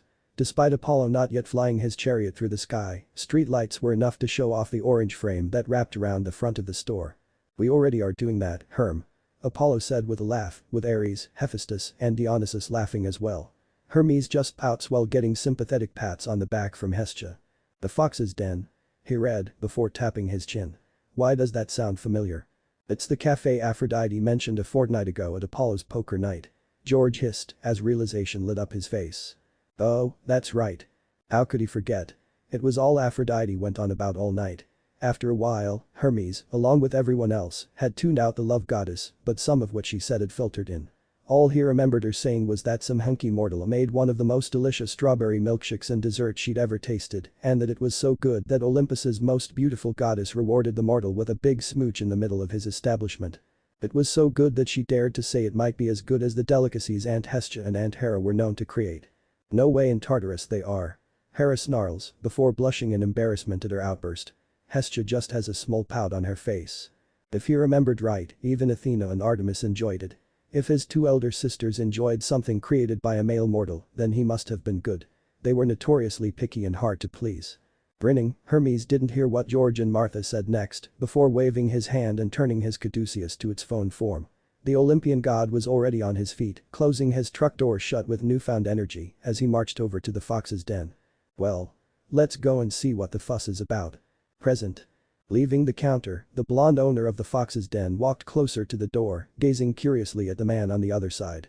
Hey, I'm not open yet and I won't be open for a couple of hours. He pointed to the clock on the wall behind the counter. Come back later and I'll be happy to take your order. What hope he had that the guy would take his word and leave was proven false when the guy didn't move. Oh come on. Can't you make an exception this once? Hermes put his hands together in a prayer motion. I've been up for hours. I need a little pick-me-up, that's all. Rolling his eyes and feeling a headache coming on, Naruto took another step closer to the door. It was too early for this. Look, I haven't got much ready. I just walked through the door a minute ago myself. Why don't you go to Starbucks or something? I'm sure one of those is open 24/7.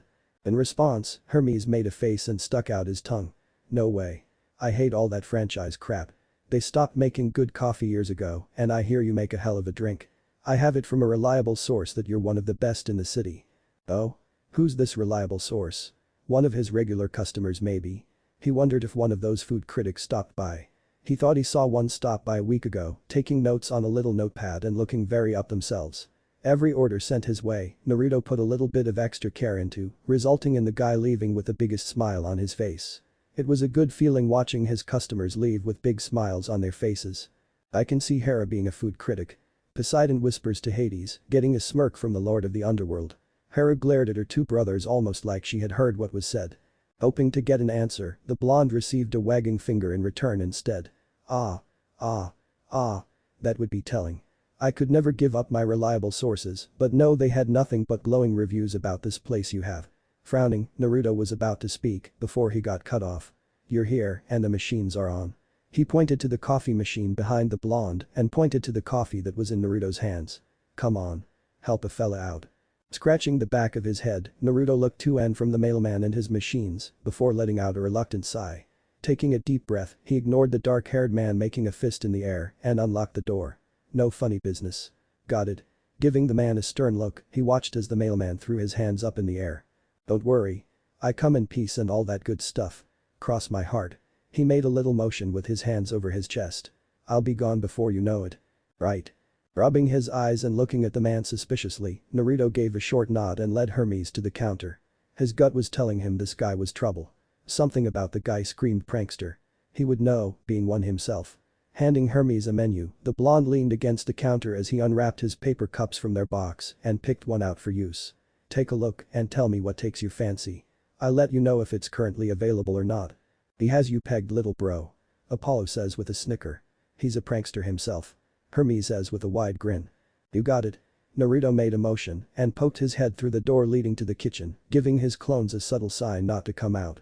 He didn't need a mailman catching his clones at work, nor did he want to explain why there were dozens of himself. Nice place you have here. Thanks. The blonde replied. How long have you been open? Not long. The blonde admitted. About 2 months. I opened up before the Christmas period started. Kept me busy and gave this place the boost it needed, but it got crazy busy and hectic some days. I sometimes wondered if I made a mistake. Hermes nodded. I bet. Christmas is always the worst when you're in our line of work. Delivering goods to the people of the world in whatever form that takes. Glancing across the menu, Hermes whistled, an appraising and dubious look on his face. Wow. Aphrodite wasn't kidding when she said this menu was varied. There's something of everything in here. The Olympian would admit he wasn't one to visit cafes often. They were more his sister's kind of thing or his aunt's. Like his brothers, he preferred bars or nightclubs since he picked up most of his hookups from them, though he enjoyed an occasional beer or two to go with the night. I need something to keep me awake for the rest of the day. A beer. All the male gods shout in unison, getting eye rolls from the goddesses. There's nothing wrong with visiting a cafe every once in a while, Hermes. Athena was the one to state. Not knowing much apart from the standard caffeine-based beverages, Hermes eyed the drink in Naruto's hand. What do you have? Oh, this. Naruto took a small swig of his drink. It's a Spanish latte. Curiosity piquing, Hermes leaned on the tabletop. Is it any different from a regular latte? To answer his question, he received a waved hand in the middle of the air. It's more of an espresso-based drink with textured milk and condensed milk. It's sweeter than a latte, but not as much as a latte with flavored syrup. Though I don't use sugar in my drink and instead use honey. Hermes nodded his head and liked the sound of everything he just heard. I'll take one of those. He especially liked the espresso part. That would do the trick in keeping him awake. Sure. Do you want food to take with you? Hermes scratched the back of his head, looking indecisive. If you can't decide, I've got some lemon squares left over from the day before. They won't be fresh, but they'll still taste good. I can have them bagged up for you. Free of charge since I made them the other day. The god's eyes lit up and a bright expression washed over his face. That would be great. Thanks. No problem. Take a seat and I'll bring them over. Watching as the blonde owner turned around and prepared his drink, Hermes spun around and headed for the closest table. Maybe this place was alright after all, and everything Aphrodite was sprouting on about wasn't just hot air. The mortal appeared decent enough. After all, who would give away lemon squares for free? No one he'd ever met, that's for sure. Not to mention, if he could win over his male-hating sister, then the guy must be doing something right. Though, watching as the mortal went to work, he understood why Aphrodite kept mentioning the handsome owner. If he'd won over the goddess of love, then Hermes could count down the days she inevitably invited him into her bed. I agree. Hermes said with a smile. Ooey. Aphrodite says with a giggle, getting groans from her husband and boyfriend. Knock it off, you slut. Artemis says in annoyance. Her two biggest weaknesses after all were chocolate and handsome mortals. This guy represented both, which meant he was as good as hers, and he didn't even know it. Though, it could be hard with Athena and Artemis around.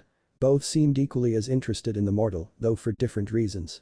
As far as Hermes was concerned, he was staying out of any trouble those three might create. He thought back to the love goddess. Then again, she does like a challenge. He thought, leaning on the table and resting his head against his arms. I wonder if I should start a betting pool. 100 drachmas maybe. He would have to look into this some more when he wasn't feeling as tired. Sighing and rubbing his face as he waited for his order, Hermes shut his eyes and let his body relax. It was only for a minute. His schedule was getting busier by the minute and spent all last night going from state to state. He earned this much. Granted, gods didn't need as much sleep as mortals did and could theoretically remain awake for greater lengths of times. Sometimes days and possibly even weeks depending on the god. However, he was reaching his limit. Is that true? Percy asked his father, getting a nod in response. Wise choice, Hermes. Athena said in response to Hermes' choice of staying out the affairs of the AAA goddesses. He just needed a moment to relax. After a few minutes passed, Naruto finished the drink, capping the top with a plastic lid and adding a paper sleeve to the takeaway cup. Alright, that's your drink. Give me a moment and I'll bag up those lemon squares I promised. You alive back there? Z. Stopping mid-step, Naruto glanced up from the drink and his jaw dropped when he looked over at the table the mailman sat behind. You have got to be kidding me. The Olympian had his face slumped against his arms, eyes covered by his forearm and mouth hanging wide open, causing loud snores and gargles to come out. A foot twitched against the leg of the chair and his nose wrinkled. The blonde couldn't believe what he was seeing. Was this guy serious? He wasn't running a bed and breakfast. Marching over, Naruto initially gave Hermes a subtle shake to jolt him into consciousness. He whispered for him to wake up, but Hermes merely turned his head. When that failed, he shook him harder, adding some extra force into the shakes. When that also failed, he started throttling the guy, shaking him like a rag doll. Wake up, damn it. Despite Naruto practically throwing the guy around back and forth in his seat, the guy wouldn't wake up as he slumped back down on the table. The guy must have been the heaviest sleeper he'd ever seen. How heavy of a sleeper is he? This is ridiculous. He contemplated driving his fist into the back of his skull, reminiscent of Sakura waking him up during their Team 7 days. Though, he decided against it. It's not like this guy can't take the hit. He thought, standing back up and narrowing his eyes at the sleeping Olympian. I wasn't sure at first, but his energy matches those three women. He hides it well, and you'd think he was just an ordinary mailman, but he isn't. He acted normally around those women for the simple reason that they gave him no reason to be on guard with them. The blonde shinobi didn't say anything, staring at Hermes as the man's face twitched in his sleep. A smirk grew on his face and started cracking his neck and knuckles. If the guy wanted to fall asleep and leave himself open in such a manner, then that was his business. He was the one who knocked on his door before he was open. He'd been lenient and let the guy in, but now the mailman had the guts to fall asleep as he was about to send him off with free lemon squares. This guy didn't know he was in the presence of Konoha's prankster king. Laughter was heard as Hermes squawked at the fact that he got pranked by who most believed was a mere mortal. Deep down in his heart, Naruto was still a prankster and always would be. Seeing a prime opportunity in front of him, he couldn't resist. It got him thinking. When was the last time he pulled a prank on someone? Surely it wasn't as long as he was picturing. Over a decade maybe. Either way, he needed to shake the rust from his mind. He wasn't sure how long he had, but he wasn't going to let this chance slip his grasp. Buddy, you don't understand what kind of a mistake you've made. 20 minutes later, Naruto stifled a laugh as he looked at his handiwork. With more time, he could have created something more elaborate, but sadly he had to make use of his more childish side. Gods, he felt like a teenager from the modern world, laughing at something so mundane and perfectly natural. Teenagers found the silliest of things funny these days, but once again, humor was one of the many things that changed over the years. It was all sex jokes and references these days. Oh well. At least, this will teach him. Blame this pig for that. Artemis sneered at her twin, but still smirked at the prank of drawing of Hermes' face. The other, more childish, gods all laugh as well, while Hermes was again squawking. Creating one more clone, he watched as the clone moved behind the sleeping god, crouched down and extended his index and middle fingers until they were inches away from Hermes' derriere. A subtle nod from the original made the clone whisper, lightning style. Two-finger jolt. The result was instant. 1 second, Hermes was peacefully sleeping away with his head in his arms, and the next, he was 5 feet in the air, his eyes wide as his hands fell to his bottom as a sharp pain radiated from his left cheek. The clone quickly disappeared as Hermes landed on his feet. Hey. You're awake. Hermes heard, turning around and facing the counter, where the original Naruto was waiting with a drink in one hand and a paper bag in the other. You were really out of it. I tried to wake you, but you're one of the heaviest sleepers I've ever seen. I wondered if you died for a moment.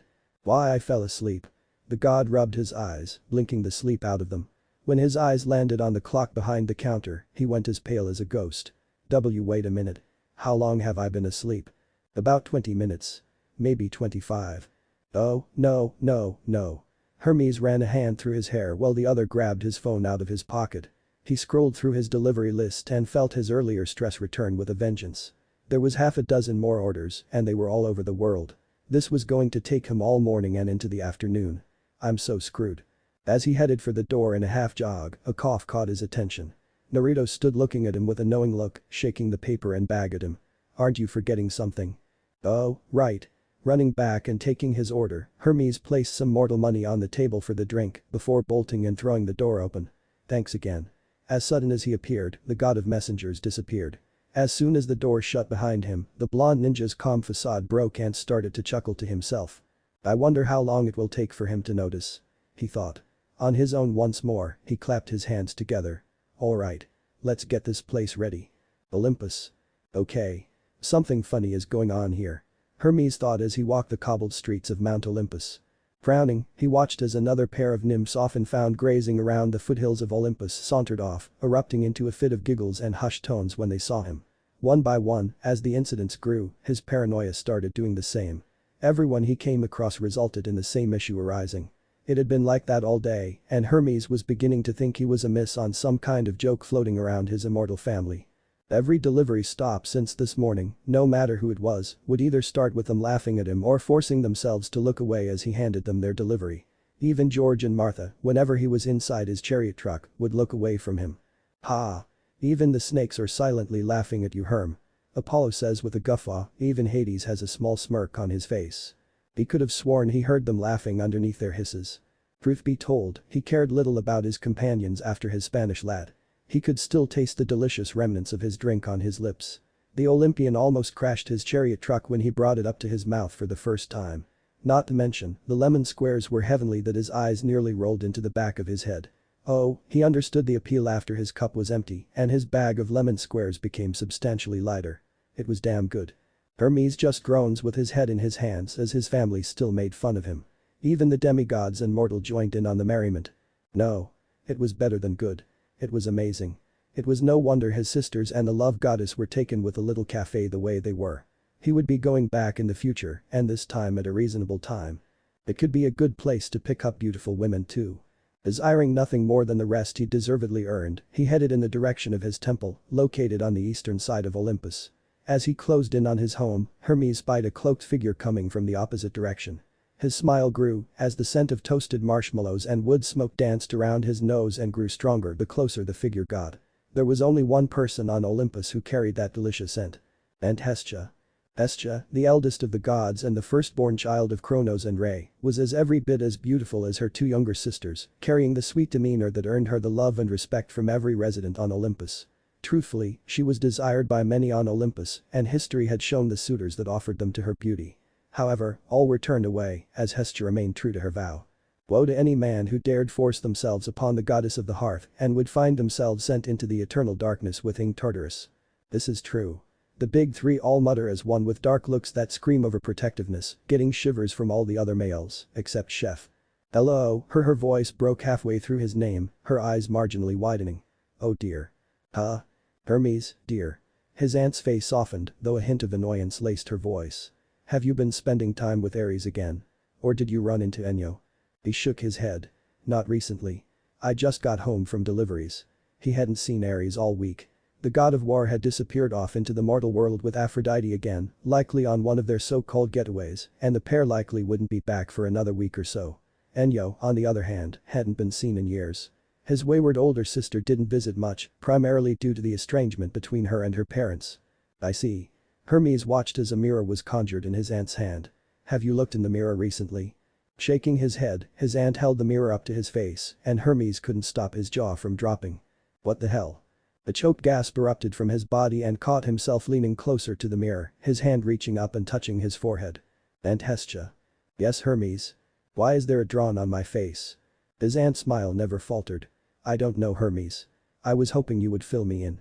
I'm equally as confused as you are. Hermes got a sense his good-natured aunt was trying her best not to laugh at his current predicament.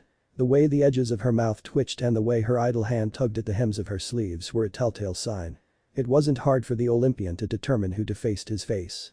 There was only one moment in the day where he could say he was unaware of his surroundings. "Not you too, Aunt Hestia," Hermes said with teary eyes towards his kind aunt, who couldn't contain her giggles. How had he not noticed? It was over 12 hours later. He'd been walking around with a drawn on his face the whole day.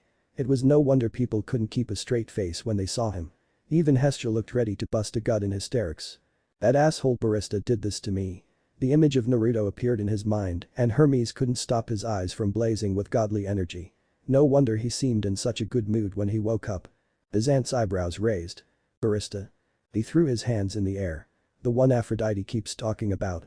He stomped away, snapping his fingers and making the ink drawn disappear from his forehead.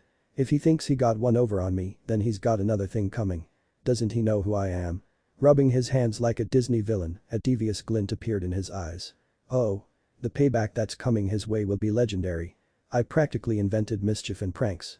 The smile never faltered from Hestia. "I'm sure, dear. Though I'm sure he meant no harm, so please go easy on the mortal. Nothing life-threatening, please," she asked with an edge of authority laced in her words. Granted, the mortal had been rather ballsy to do such a thing to her immortal nephew, but he didn't deserve to die over it. Thankfully, Hermes was one of the more laid-back gods on Olympus. If such a thing happened to Ares, or gods forbid Zeus, then she doubted the mortal would last another second. He'd be reduced to ash before he could blink. "I can take a joke."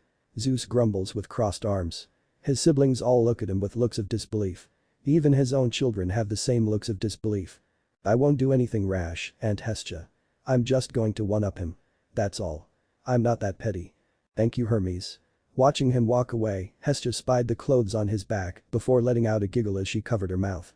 It appeared the face sketch had not been the only gift Hermes received. On the back of Hermes's mailman uniform, the barista also added some extra patchwork to his mailman uniform. In this case, in bright orange letters, the word juicy, in all capitals, was sewn across his back, with an arrow pointing down to her nephew's posterior. "Wabuha." Hermes squawked in pure shock, while everyone else is ROTFL, rolling on the floor laughing at the audacity of the barista.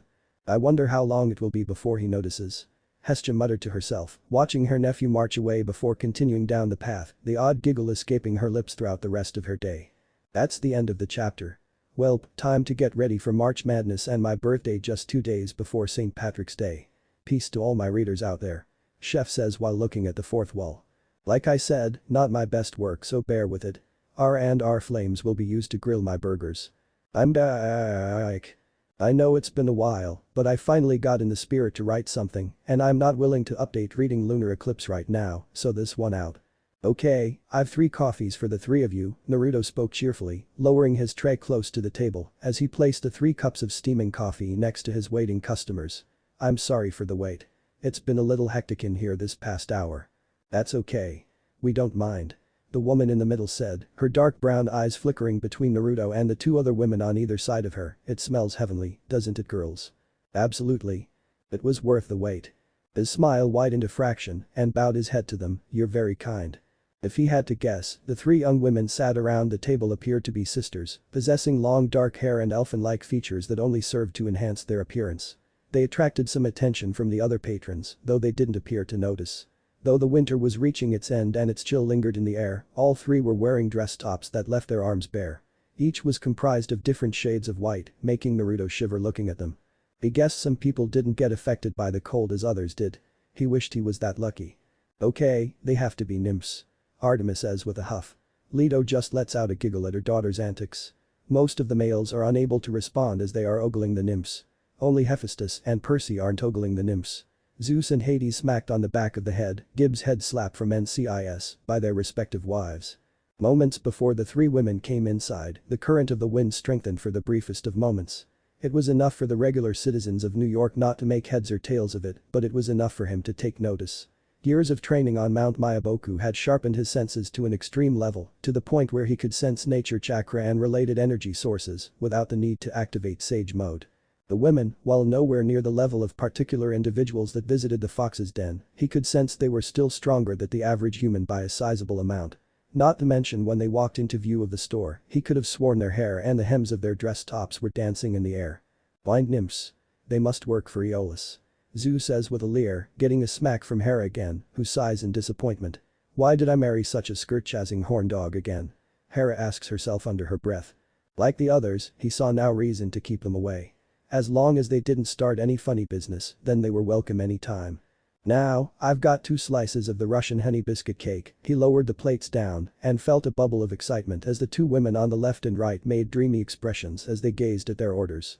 Their forks found their way into their hands like magic and were eagerly digging in before he could lower the 3rd plate onto the table and 1 sticky toffee pudding.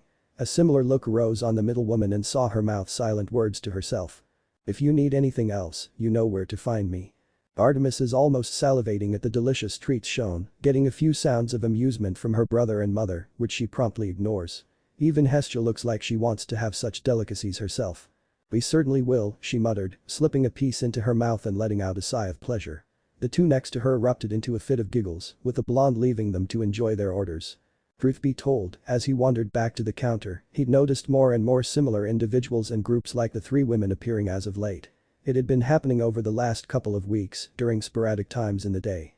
He'd felt something off about them all as soon as they appeared close to the den, though he sensed differences with the energy and life force that coursed through their veins. Some were like the women currently in a daze with their cake orders, where the natural energy within them felt air-based. Others that came felt more connected to the earth, more traditional energy, much like when he manipulated Senjutsu. In the back of his mind, the energy reminded him of the Zetsu clones created from the first Hokage's cells, though with none of the malevolent intent or evil nature. All he felt was positivity radiating from them, and all had a tinge of green to their skin that only he noticed. Though, not that he let on.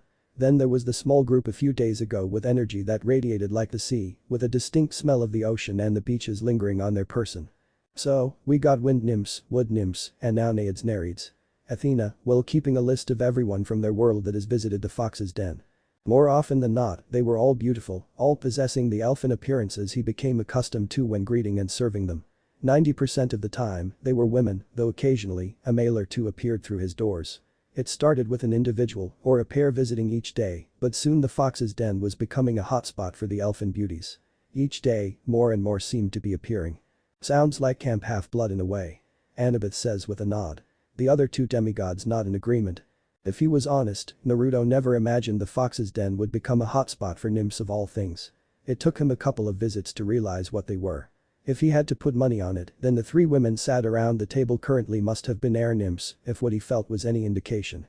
The number of encounters he'd had with nymphs weren't many and were sporadic over the years. Thinking back on it, the last time he saw a nymph was over 300 years ago, somewhere in Europe. Germany if he remembered right, or possibly France. The gods are shocked that the blonde was able to figure out the identities of some nymphs. But the moment of peace and everyone inside happy with their orders, the blonde grabbed a spare tray and started moving around the tables, collecting up the finished plates and cups. Thanks to the first 3 months being a success, Naruto chose to make a few changes in the kitchen, namely to make the working hours for his clones a little easier. His clones had been a godsend, and if not for them, his menu for the den would have been a fraction of what he offered, especially when it came to the cakes and desserts. So, he installed a commercial dishwasher and glasswasher instead of cleaning them all by hand by the sinks. So far, it had made a world of difference. It was always funny to see how the smallest of things could make all the difference in the workplace. Hermes and Hephaestus had to nod at that logic as they had the most experience with such things. Hades just starts grumbling about his workload, getting a sympathetic pat from his sister Hestia. He was halfway around the room making his rounds, his tray stacked high with plates and cups when he found himself freezing in place. His eyes flickered up to the entrance of the den, hovering over the door. Slowly, he journeyed back to the front after dropping the tray off in the kitchen, handing it off to a clone who looked at him with a serious expression. Every clone behind him had stopped, each wearing a similar look on their faces. I wonder who he senses this time? Sally asks out loud, getting shrugs from everyone else. They felt it too. It was another energy signature. However, this one was vastly different from the nymphs that occupied his tables. He didn't sense any attachment to the air, or the earth, or the sea. It was darker in nature and made the hairs on the back of his neck stand on end. In short, the energy felt like death. Looking across the room, the trio of nymphs had sensed the oncoming power as well, if the way their bodies stiffened. Their eyes were as wide as dinner plates, expressions stuck in a mask of fear and terror. No one else in the room appeared to be affected, though he had no time to determine how or why when the bell over the doorway jingled, a waft of cold air entering the room as a body walked inside. Really, Hades? Must you scare the nymphs? Persephone asks with exasperation. Hades just keeps a stoic face on the outside while sweating on the inside. I don't think that it's Hades, Core. Demeter says to her daughter. The person in question was male, standing around the same height as himself with skin the color of teakwood. His eyes were a haunting shade of gold, like the honey he offered to his customers with their tea and coffee. Long black hair flowed past his shoulders, like a curtain of shadows that covered part of his suit that made the Hollywood stars from the TV look inadequate in comparison. Across the room, as he made his way towards the counter, some of his female customers took notice. If the blushes appearing on their faces were any indication, they found the man very attractive. When he got to the counter, Naruto noticed the man looking around the room, not giving anything away with his expressionless face. "Must be Thanatos," Hades said with a smirk in appreciation of his faithful lieutenant. Melano just huffs at the appearance of the god. The man made him feel a little on edge, though outwardly he didn't show it. Anyone that gave off a sense of death needed to be closely watched, especially around so many civilians who were none the wiser. He looked at the three nymphs out of the corner of his eye, though he noticed the man briefly look their way as well. All three visibly gulped and, to Naruto's surprise, gave the man a short curtsy, despite being sat down. "Those nymphs certainly know to respect a god, even though he's a minor god," Zeus says with a little ego in his voice only to be smacked by Hera. "Just who is this guy?" he thought before putting on a smile. "Welcome to the Fox's Den." Naruto welcomed, ending the silence and catching the man's attention. As he did with every customer, he took out a menu and offered it to the finely dressed man. However, unlike everyone else that walked through his doors, the man didn't take the menu. Instead, he stared at Naruto, then looked in the glass cabinet where many of the den's cakes were presented to the public and then back at the blonde.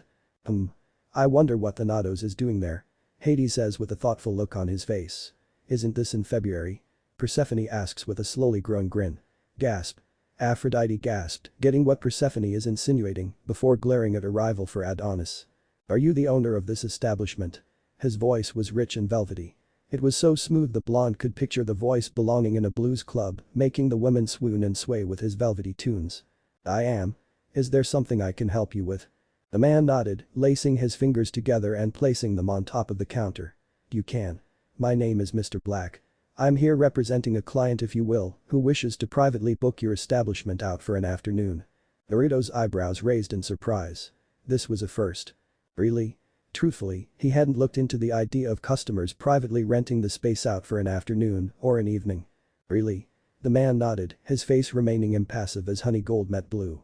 "My client has caught wind of your establishment and heard the glowing reviews from members of her family that have already visited.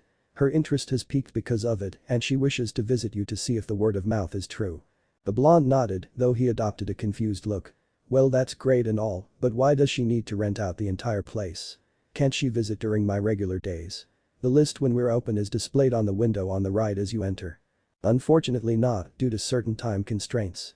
The man known as Mr. Black answered back immediately as if expecting the question. "My client is a busy woman who has important duties and responsibilities that she must see to, around these months in particular." The man shifted his stance, reaching into his pocket and pulled a check. "Her current place of work can be rather time-consuming." "Well, that's certainly one way to explain that I help rule the underworld during the autumn and winter seasons," Persephone says with a huff. Hades just holds the hand of his wife. Rubbing the back of his head, Naruto guessed he could understand the reasoning, though renting it out for one person seemed a bit much. Who was this person anyway? Some kind of CEO of some big-time corporation? Or maybe some visiting princess or queen? He was sure he didn't have any royalty visit his little cafe yet. At least, none that he knew of anyway. Not to mention, if this guy who sensed like death was working for someone, did that mean the woman he was referring to also carried around the same kind of feeling? "In a way, I do," Persephone says with a small frown before snuggling into her husband's side. Hades just has a small smile while holding his wife close. Humming to himself and tapping his fingers against the counter, Mr. Black patiently waited for Naruto to speak. "So it's one person renting the place out. Am I getting that right? I'll be catering to one person if I accept." Do. Her husband will be coming with her." The blonde sighed as the picture forming in his mind became clearer. "Okay, I guess that makes sense. They want a private space to enjoy their meal." "That's correct." Motioning for his visitor to wait one moment, the blonde disappeared into the back room. Before long, he returned, this time with a red book in his hands, revealed to be a business diary. "It shouldn't be too much of an issue, so long as they give me some time to warn my other customers. This is the first time I've done something like this since I opened." Taking out a pen from beneath the counter, he held it ready in his hand. "Did your client have a date in mind?" "Definitely sounding like a date is being planned," Hera says with a whimsical smile. Persephone just smiles as well. "She did." She would like the 14th of February. The 14th, oh, Naruto started, beginning to flick through the pages before stopping a moment later. He gave the man a deadpan stare. The 14th of February? That's right. So Valentine's Day. Once again, that is correct. Putting down his pen, Naruto gave the so-called Mr. Black a skeptical look. This guy couldn't be serious, could he? Let me get this straight. Your client wants to privately book out my cafe for an afternoon on Valentine's Day of all days. One of the potentially busiest days of the year for someone like me. Which also happens to be tomorrow. The blonde shinobi felt like wringing the guy's neck when he nodded. That's right. Hence, why I was given this. He held up the hand with the check still resting in his grasp and placed it down on the counter. My client is the understanding kind, and to compensate you for your time and willingness to accept under short notice, I was permitted to offer you a blank check. Naruto blinked in surprise and tilted his head when he stared down at the check. True to Mr. Black's words, the part of the check that displayed the amount of money was blank of any writing, while a very neatly written signature was present in the bottom corner. Your client is serious about this, huh? She is. She is a lady of taste and is not the type who visits the average establishment. For her to come to your business and bring her husband with her is a great honor. The blonde noticed the way the smartly dressed man enforced the last part of his sentence. So, I can write any amount on here? The man nodded, so he further asked, I could write down something like $1 million, and that wouldn't be an issue. Watching Mr. Black closely, the man pushed a lock of stray hair out of his face, his gold eyes boring into his own with something akin to amusement. Mr. Uzumaki. Naruto nodded and let the man continue, all I will say is that money is of no issue to my clients. Name your price, and I shall inform my client you will be expecting them tomorrow without delay. The blonde shinobi couldn't help but whistle, both in amazement and amusement. Whoever they were, they must have pockets that ran deep into the earth if they could throw around words like that. Rubbing his chin as he let the information sink in, he ignored Mr. Black's expressionless stare as the man waited for a response. The blonde shinobi of old wasn't worried when it came to money. Not in the slightest. Over the years of his existence, Naruto had done the smart thing and kept a little nest egg to the side that over time began to grow and grow. It was the side effects of becoming a responsible adult. Oh, the expenses that I have to deal with to keep my domain in check. Hades grumbles while both Hestia and Persephone just pat his back and hold his hand respectively. Even Hecate and Melino frown at the hard work and expenses that are needed to rule the underworld. When his decision to come to New York and set up shop was decided, he dipped into that nest egg and got everything he would need with it. His home, the fox's den. All the appliances and furniture. Not to mention all his ingredients. If he was honest, when everything was added up, it hadn't broken the tip of the iceberg of the fortune he was sitting on. He rarely touched it and had it all hidden away in a location only he was aware of. Everything he made from the fox's den went into a bank account he set up before arriving. He couldn't look too suspicious. Smart. Hermes had to praise with a nod. Most of the other gods who have experience in the business world nod in agreement. Then again, I am running a business and that's a whole afternoon of revenue not coming my way. $1 million is too much, even if their pockets are too deep to make sense of. He didn't want to appear too greedy, but if they were offering a chance to fill his wallet then why not? He wouldn't go too overboard. $10,000 and you have yourself a deal. Seemed like a fair ask. Hiding his surprise, he watched as Mr. Black didn't bat an eyelash and pulled out a fancy-looking montblanc pen from his inside pocket. Is that made of real gold? How fancy are these people? Scribbling the amount on the check, Mr. Black looked him dead in the eye, the check being offered to the blonde barista. Taking it and giving it a once-over, Naruto smirked at Mr. Black. I hope this doesn't bounce. That would be embarrassing after everything the man just told him. Mr. Black didn't react. He remained completely stone-faced as he replied. Trust me, Mr. Uzumaki, it won't. If you say so. Glancing at the name written on the check, he rose an eyebrow. Mrs. P. Underhill. Might I inquire what her first name is? I like to know the names of the people whose money I'm taking. Rolling his neck, a distinct pop made the mysterious Mr. Black sigh in comfort before answering. You'll get your answers tomorrow. Until then, all you need to know is that my clients will arrive tomorrow at 4 p.m. How long they will stay for, I don't know.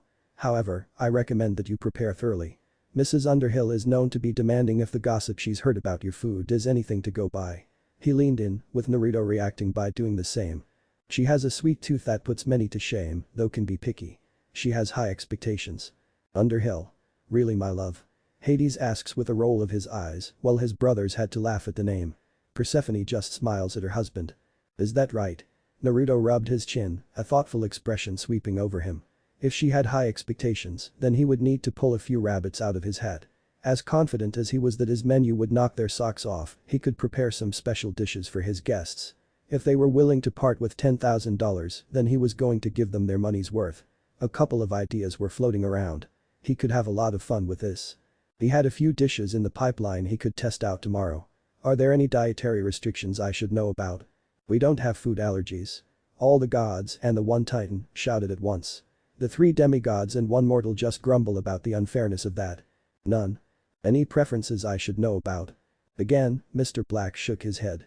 Well, that made things easy. Alright then. In that case, you have yourself a deal. The blonde extended his hand to the man. Tell Mr. and Mrs. Underhill I'll have some specials whipped up just for them. I'll make sure they get their money's worth. It took a few moments of silence before Mr. Black reciprocated. The man had a firm handshake and Naruto couldn't help noticing how cold the man's hands were. They felt like ice cubes. I'll pass on the message. Nodding, the blonde pocketed the check. Before the man left, he spoke up again. Can I get you anything before you go? Mr. Black was prepared to turn around and leave at a moment's notice, but he couldn't deny the smell radiating from the fox's den was heavenly. He looked across the room, ignoring the shivering forms of the nymphs, and looks at what some of the mortals were eating and drinking. He hadn't visited a cafe in the mortal world in decades. His eyes flickered to the cabinet with the cakes, zeroing in on the chocolate cake to the far left. Hades just had to groan at his lieutenant's deep love of chocolate. Artemis is licking her lips at the sight of the cake, getting laughs from her twin and mother. His tongue licked the edge of his mouth. That looks good. Straightening his tie, his voice was low, almost a whisper. I'll take a slice of the chocolate cake to go and a regular coffee with no sugar. Humming right up. Valentine's Day. My dear, you can't be serious. Hades muttered, his voice low as his dark eyes took in the orange frame that wrapped around the front of the building. He'd never seen something so hideous and deliberate in centuries. It was like a monstrous beacon of color and far too bright for his rich taste. Being in an environment where the brightest colors were the glowing crimsons and dark yellows that emanated from the rivers of lava that ran through the underworld, he could say that if he ever found something that sickly shade of orange anywhere near his home, he would send it deep into Tartarus. It would never see the light of day again if he had his way. Who in their right mind would paint the front of their business orange? Does that mean you would cast me deep into Tartarus, brother? Hestia asks with a pout as the fire she creates is the same as the color of the front of the fox's den. Hades vehemently shakes his head in the negative, getting a smile and a hug from his eldest sister. Standing on his left, his wife of nearly 5,000 years, nearly 5 millennia, stood in all her outstanding beauty and glory, an array of shopping bags of all shapes and sizes in her grasp. Persephone was as beautiful as the day he first laid eyes on her, more so than that pesky love goddess in his opinion. The shining flower of the underworld, her very presence brought out a side of the eldest son of Kronos that few would get to see.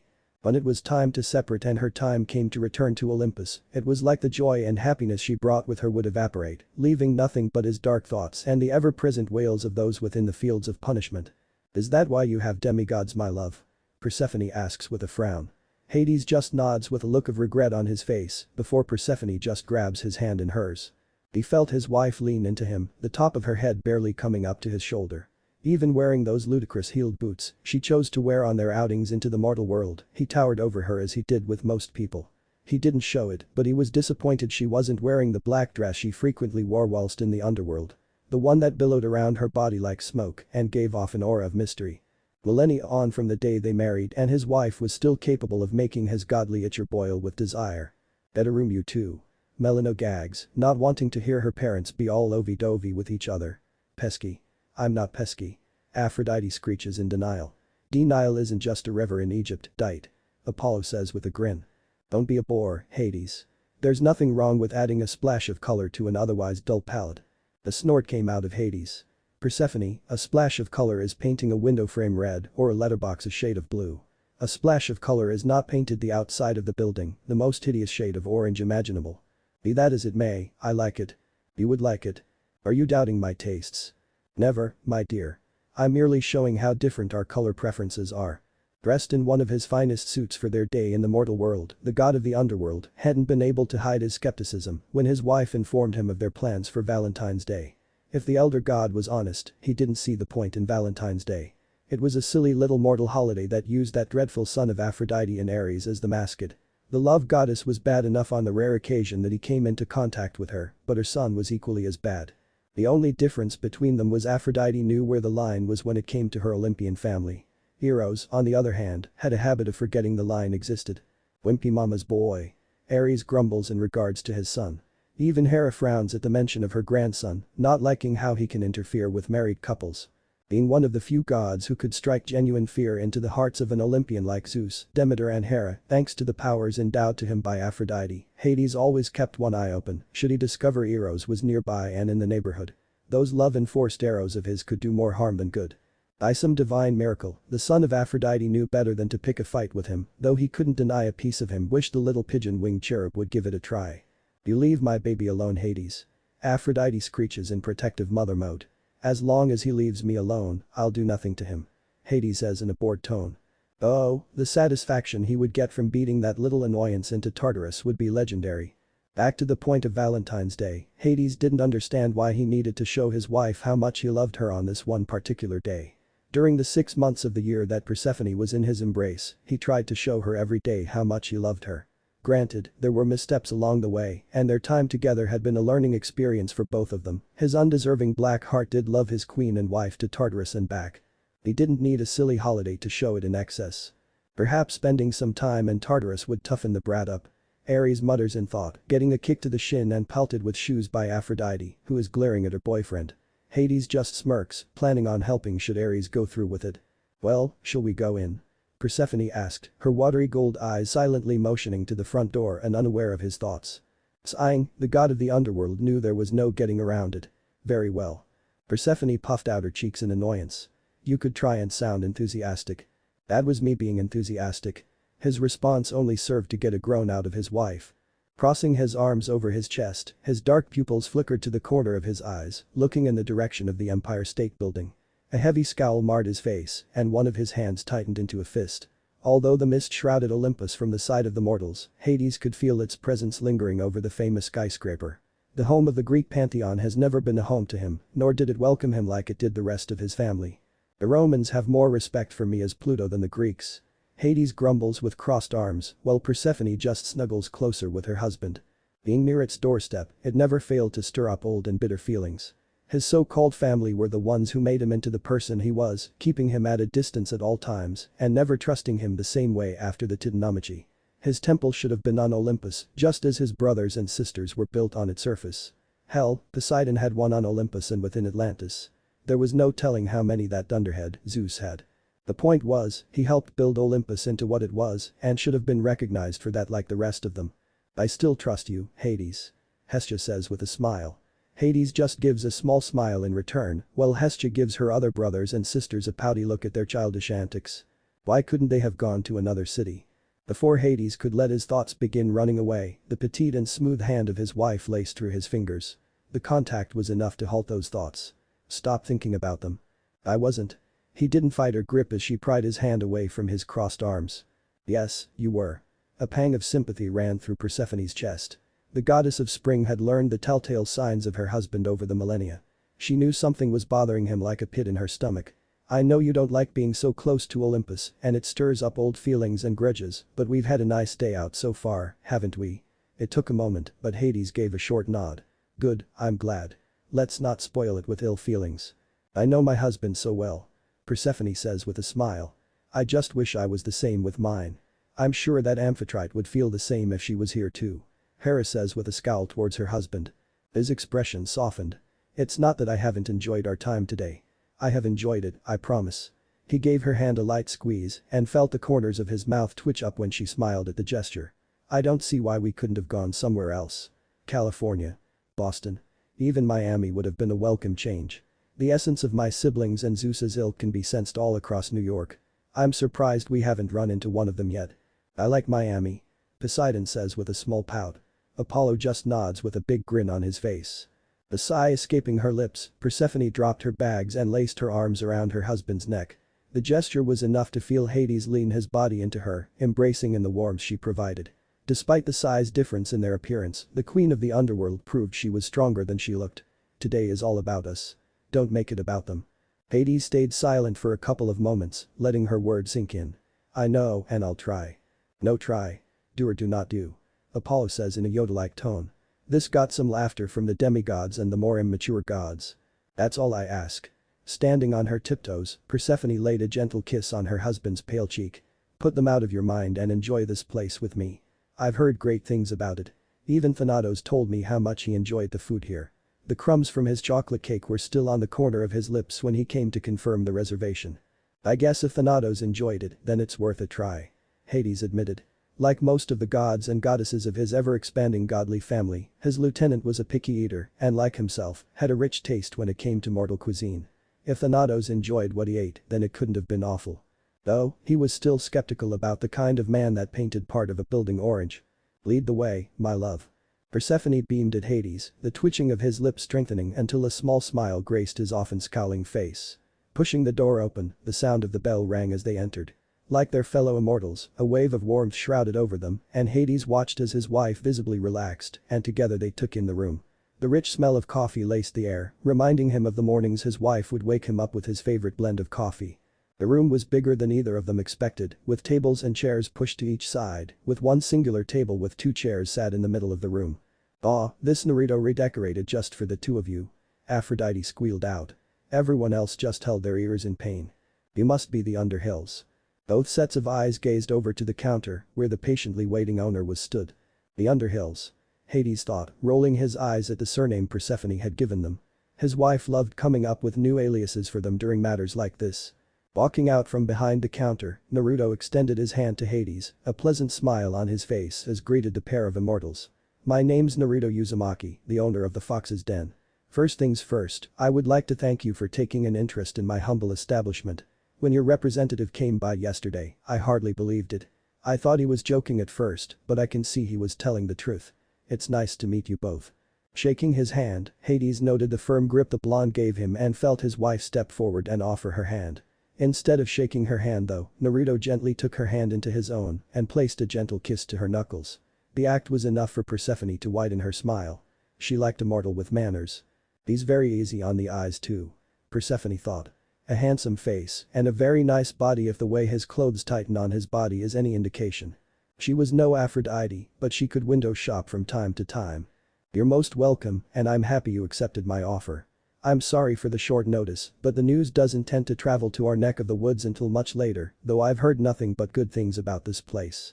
If he had told Thanatos no, then Persephone planned on having him wrapped up in the mist and make it happen either way. "I'm Penelope Underhill and this is my husband, Hank Underhill." Little bit of a King of the Hill reference there. Apollo says with a grin. This god eye rolls from the rest of the gods. Persephone promptly ignored the look her husband was giving her. "Well, come over and take a seat." Reaching behind the counter, he pulled out 2 menus and offered them to the pair of gods. "Make yourself comfortable and I'll give you a couple of minutes to look at the menu." He motioned to their table. "Also, just so you're aware, I've got some specials of the day prepared for you both. Think of it as my way of ensuring you get your money's worth today. I'll read them out when I take your orders." "Lucky." Persephone whines in regards to her other. Aphrodite and Artemis have to agree, shocking everyone else. "Thank you, that sounds delightful." Persephone replied, the excitement brimming as she wondered what Naruto had prepared for them. Gently, she pulled her husband to their table, with the god of the underworld glancing at Naruto from the corner of his eyes. Making themselves comfortable and discarding her coat, Persephone eyed her husband. "So? What do you think so far?" The god of the underworld took notice of the excitement in his wife's voice. She looked at him expectantly. "Without trying anything on the menu, I can't make any judgment yet." When his wife scowled at him, he internally sighed and made a change to his answer. "It appears adequate. The place has a nice atmosphere. The rich smell of coffee is pleasing, I'll admit." As suspected, her face made a no 80. "I knew you'd like it." The goddess of spring sounded very pleased with herself. "There's so much to choose from in here. I'm not sure where to start." The beginning would suffice. A kick to his shin beneath the table forced him to grunt. "Don't be sarcastic, my love. It's unbecoming of you." Persephone remained focused on the menu, a content smile plastered on her face. Hades could see her eyes at work, taking in all of her options. "I wonder what the specials he made for us are. It's all very intriguing." "I find myself curious also," Hades replied. An annoyed expression wormed its way onto his face. "Was Hank the best you could think of?" "It's a nice name. It's a traditional name in the mortal world." The goddess glanced up. "Is there something wrong with my choice?" "Nothing, but I don't see why we can't use our real names." "Because no self-respecting mortal woman would name their child after the god of the underworld. Name one mortal carrying your name and we can go home right now." When he didn't speak, Persephone's smile gained a satisfaction to it. "I rest my case." Now, less brooding and more choosing. Understood. Remaining silent, Hades opened the menu up and let his dark eyes scan over the contents. He would let Persephone have her fun. His wife did appear excited during their shopping spree earlier in the afternoon. There appears to be something for everything in here. He mumbled, his hand coming up to sweep his oily black hair back. He must go through ingredients like they're going out of fashion if he offers everything he says he does. He must be doing well to afford it. As the richest member of his Olympian family, call him curious if he wondered how a mortal could afford such a massive selection. Most places he was aware of didn't provide a third of what the blonde owner was offering to his clientele. Did he make everything that was listed on the menu? If not, then he must have dozens of suppliers in the pipeline. His cash flow must be a constant wave. Diana is more common in modern times. Sally pipes up, getting a big smile from Artemis. Most of the other gods grumble at how lucky Artemis Diana is for that. He couldn't help with the way he thought. As the god of riches, it sparked his curiosity. Focus, Hades. Pick something before your wife calls you out on it. While Hades was busy mulling over his thoughts, Persephone was busy biting the corners of her mouth. She couldn't decide what she wanted. Everything sounded so good. Where to start? If it wasn't for word getting to her by Hermes, who was delivering a package to Hecate in her residence within the underworld, then she wouldn't have heard a peep about the fox's den. News tended to reach the underworld slower than most, though when she asked why she hadn't heard about such a place existing sooner, she noticed Hermes begin to shuffle around uncomfortably. Surely, any place that attracted the attention of multiple Olympians was worth hearing about. More than likely Aphrodite had something to do with that. All the gods say at the same time. Aphrodite had a sly grin while the others had frowns. Despite not being an Olympian, being of the eldest children of Zeus, as well as the queen of the underworld, had its perks. Suffice to say, it took 5 minutes before she had Hermes spilling out all the gossip on Olympus. Her time in the underworld had provided her with many a means to get the information out of her unwilling hostage. By the time she let her little brother free, Persephone was internally seething. Cracks formed on the marble floor of her husband's palace as she marched back to her chambers. I hate when the older sibling card is played. All the younger siblings whined at once, making the only children smile at not having such a card played. That damn Aphrodite. Oh, she knew the love goddess could be petty, but she was asking for it now. Aphrodite had done everything in her power to keep the information from getting to the queen of the underworld, and Persephone knew why. Their little rivalry that started with Adonis all those years ago continued to plague them to this day and only worsened as time went on. The two goddesses used to be good friends, but these days after the Adonis incident, their relationship never recovered. The two were always trying to one-up each other in a variety of ways, to the point that the other gods would simply bypass them. The stunts they pulled on each other were legendary. Such antics can get really annoying. Zeus says with a frown. Neither rival look apologetic for their actions. However, when one of her mother's servants informed her by iris message that the love goddess planned to visit and spend the evening at the fox's den with the owner's scrumptious treats, the goddess of spring couldn't help but throw a wrench in her plans. Valentine's Day was a big day for Aphrodite, and Persephone couldn't help but grin at the satisfaction of denying the love goddess of what she desired. Even if it was for only one day. She couldn't sense the love goddess's essence anywhere near the fox's den, which meant she hadn't stopped by yet. You bitch. Aphrodite screeches at her rival for Adonis. Persephone just sends a smug grin the love goddess's way. Hades is planning on rewarding his wife later when they retire to their quarters for such actions. The look on her face would be priceless. When 5 minutes passed, the two gods felt their host appear next to them, his notebook and pen in hand, as he gave them a polite smile. So, before I take your orders, would you like me to read out the specials for you? The blonde looked pleased with himself. Yes, please. Persephone replied, followed by a nod from Hades. She couldn't wait. Well, Naruto started. For this special day, I have arranged 3 different dishes for you, all of which were freshly baked earlier today. The first of which is a grapefruit curd tart with chamomile whipped cream. Persephone's eyes lit up, followed by an audible intake of air. The second is a fig almond tea cake with a coconut honey glaze. Finally, since it's Valentine's Day, I thought the third option should be something related to the subject of love, so I prepared a chocolate-dipped strawberry Neapolitan cake. Ooh. I want all 3. Artemis, Aphrodite, and Persephone all squeal in joy. Chocolate. A voice screams from nowhere, startling everyone. Hades hummed as he leaned back in his chair. The god of the underworld wouldn't admit it out loud, but the choices laid out to them sounded very appetizing. If the mortal prepared such dishes for them, and if he liked them, he would be willing to leave a generous tip for the man, despite the money already provided. Despite his reputation, Hades commended hard work and dedication. Looking at his wife, Persephone was practically bouncing in her chair, her eyes lit up like fireworks. This is true. Hades says with a nod. Can you say the same? Hades asks of his family. If the dishes were half as good as the gossip suggested, then Persephone contemplated dragging the man to the underworld and having him set up shop just for her. She had a spot in mind next to her famous garden. That way, she and her husband could have their orders brought to them on the veranda overlooking the fields of asphodel. Her fellow goddesses might not be happy with the change of location, and it meant they would have to gain her husband's permission to enter his realm if they wanted to visit. A gasp. Aphrodite said while both Artemis and Athena gasped as well. Now, Persephone, there's no need to deny your sisters from getting such yummy treats. Hestia says in a teasingly scolding tone. Seeing wife's excitement, he snapped his menu shut and looked his wife square in the eye. In that case, we'll take all three. My wife and I will share a plate of each of your specials between us. Naruto nodded and wrote it down on his notepad. His smile widened when he saw Persephone reach over the table and take her husband's free hand into her own. A tiny smile grew on the face of Hades and winked in his wife's direction. It was beautiful to see how in love the pair were with each other. He got the feeling the husband was the type who would go to the moon and back if it made his wife happy. You guys are a sweet couple. That's kind of you to say. Persephone replied, her thumb tracing against her husband's pale skin.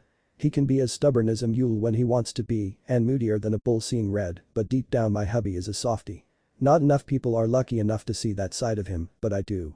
She gave her husband a reassuring squeeze. It hasn't been easy, but we've been married for a long time and overcame obstacles that would cause most to call it quits. I hope he knows how much I have come to love him. Not one word. Hades growled towards his brothers and nephews. Hestia just gives a reassuring pat on the back with a smile. The god of the underworld's expression softened further. He does. You're lucky to have each other. Naruto replied, his gaze turning and staring out the window at the people walking down the pavement across the road.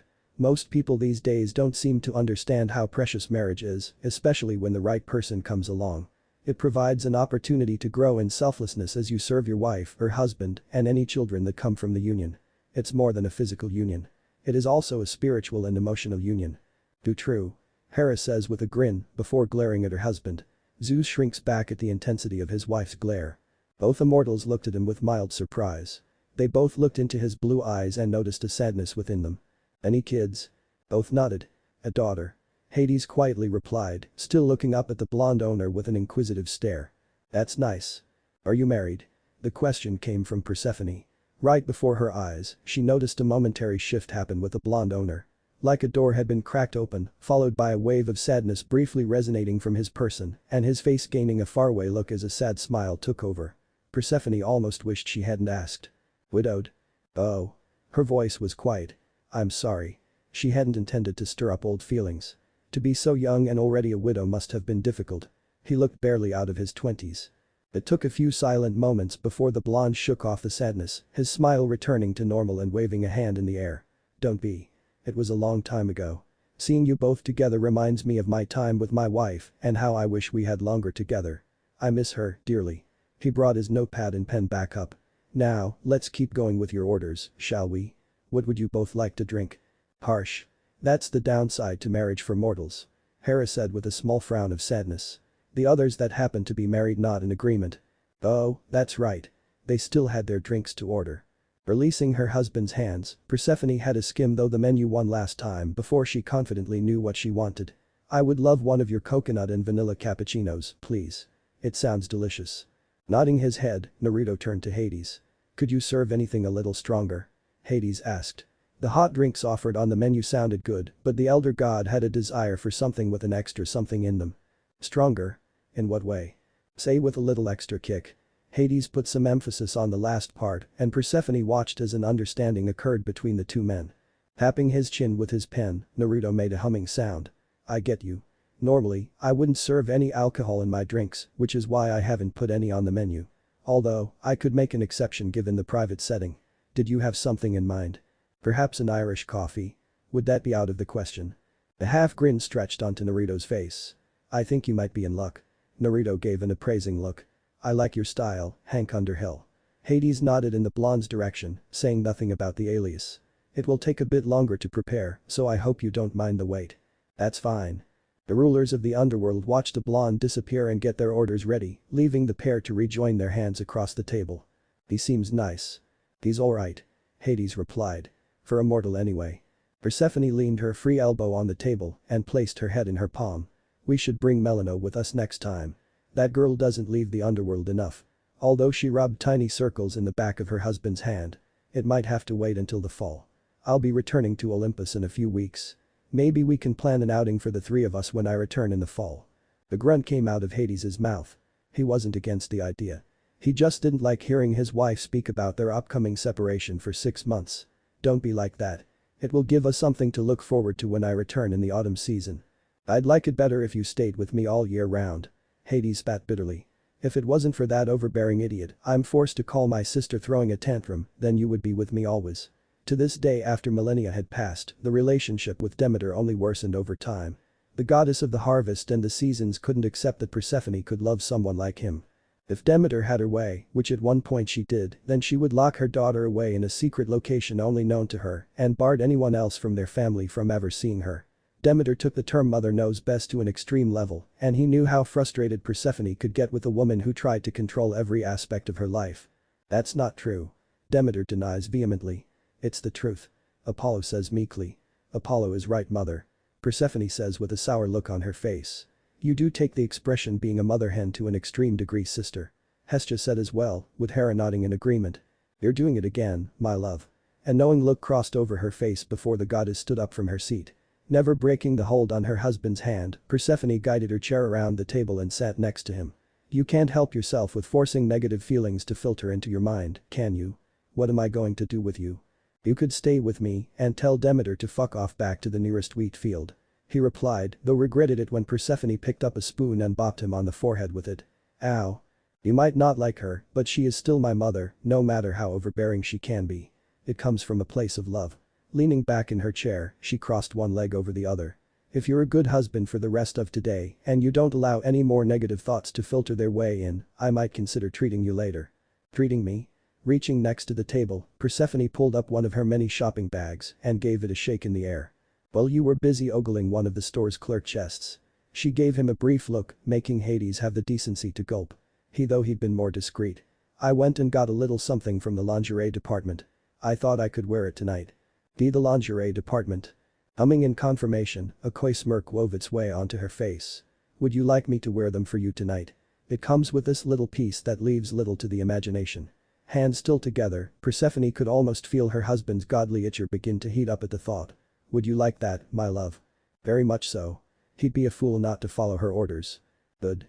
Then no more negative thoughts and you might get to see it later. Very well, my queen. Small talk broke out before the pair, time passing quicker than either realized. Before long, Naruto returned to their table, smiling at the fact Persephone was sat beside her husband and started by lowering their drinks onto the table.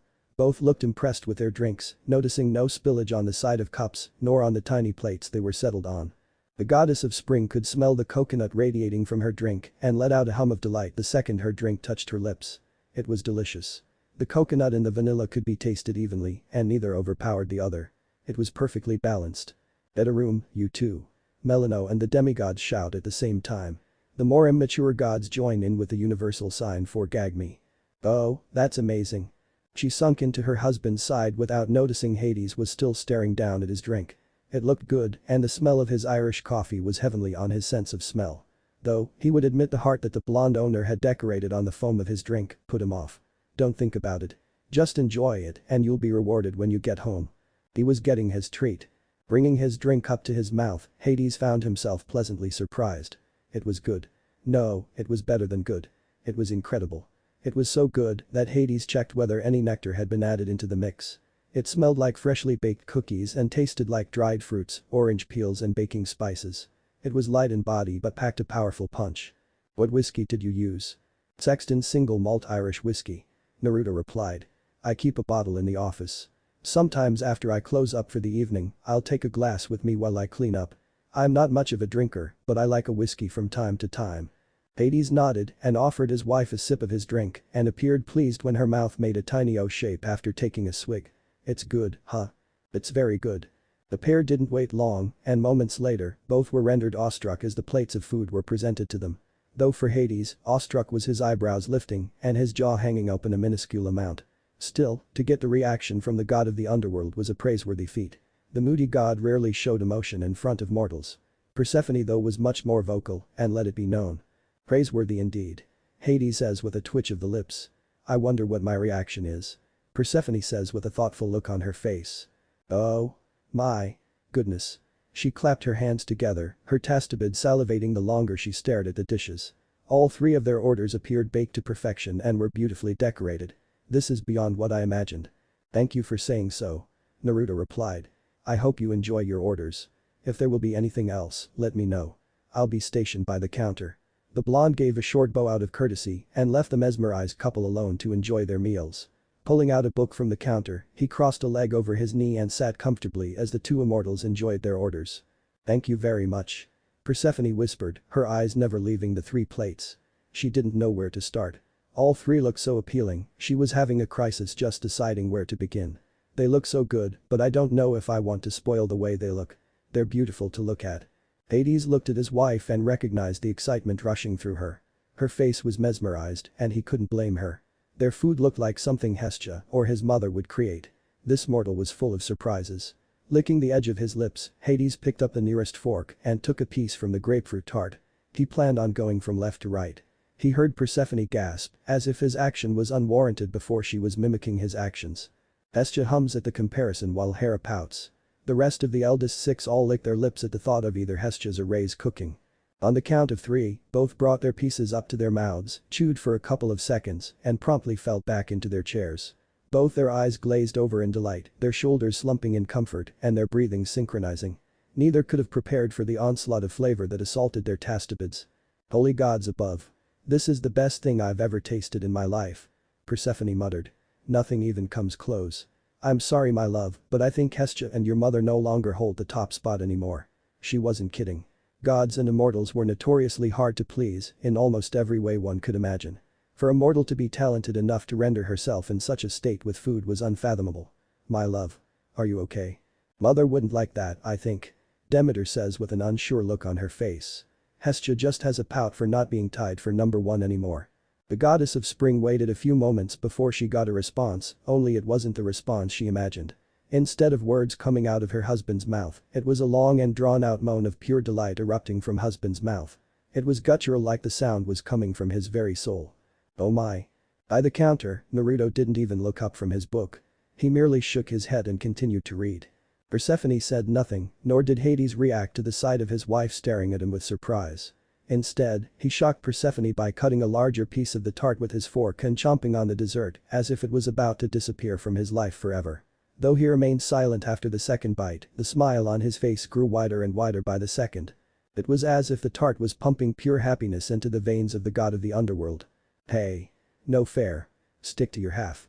Persephone pushed her shock aside and wrestled her husband's fork away from the tart. She wanted another piece too. Don't make me poke you with the end of my fork, my love. It went on that way for the rest of their time spent at the fox's den. Never had the smile on Hades's face reached as wide as it did that afternoon as he ate cake and joked with his wife. Food was truly the way to a person's heart and Persephone for one loved every second of it. Their afternoon that Valentine's Day became one of their happiest memories in recent memory and served to cherish the love and bond husband and wife felt for each other.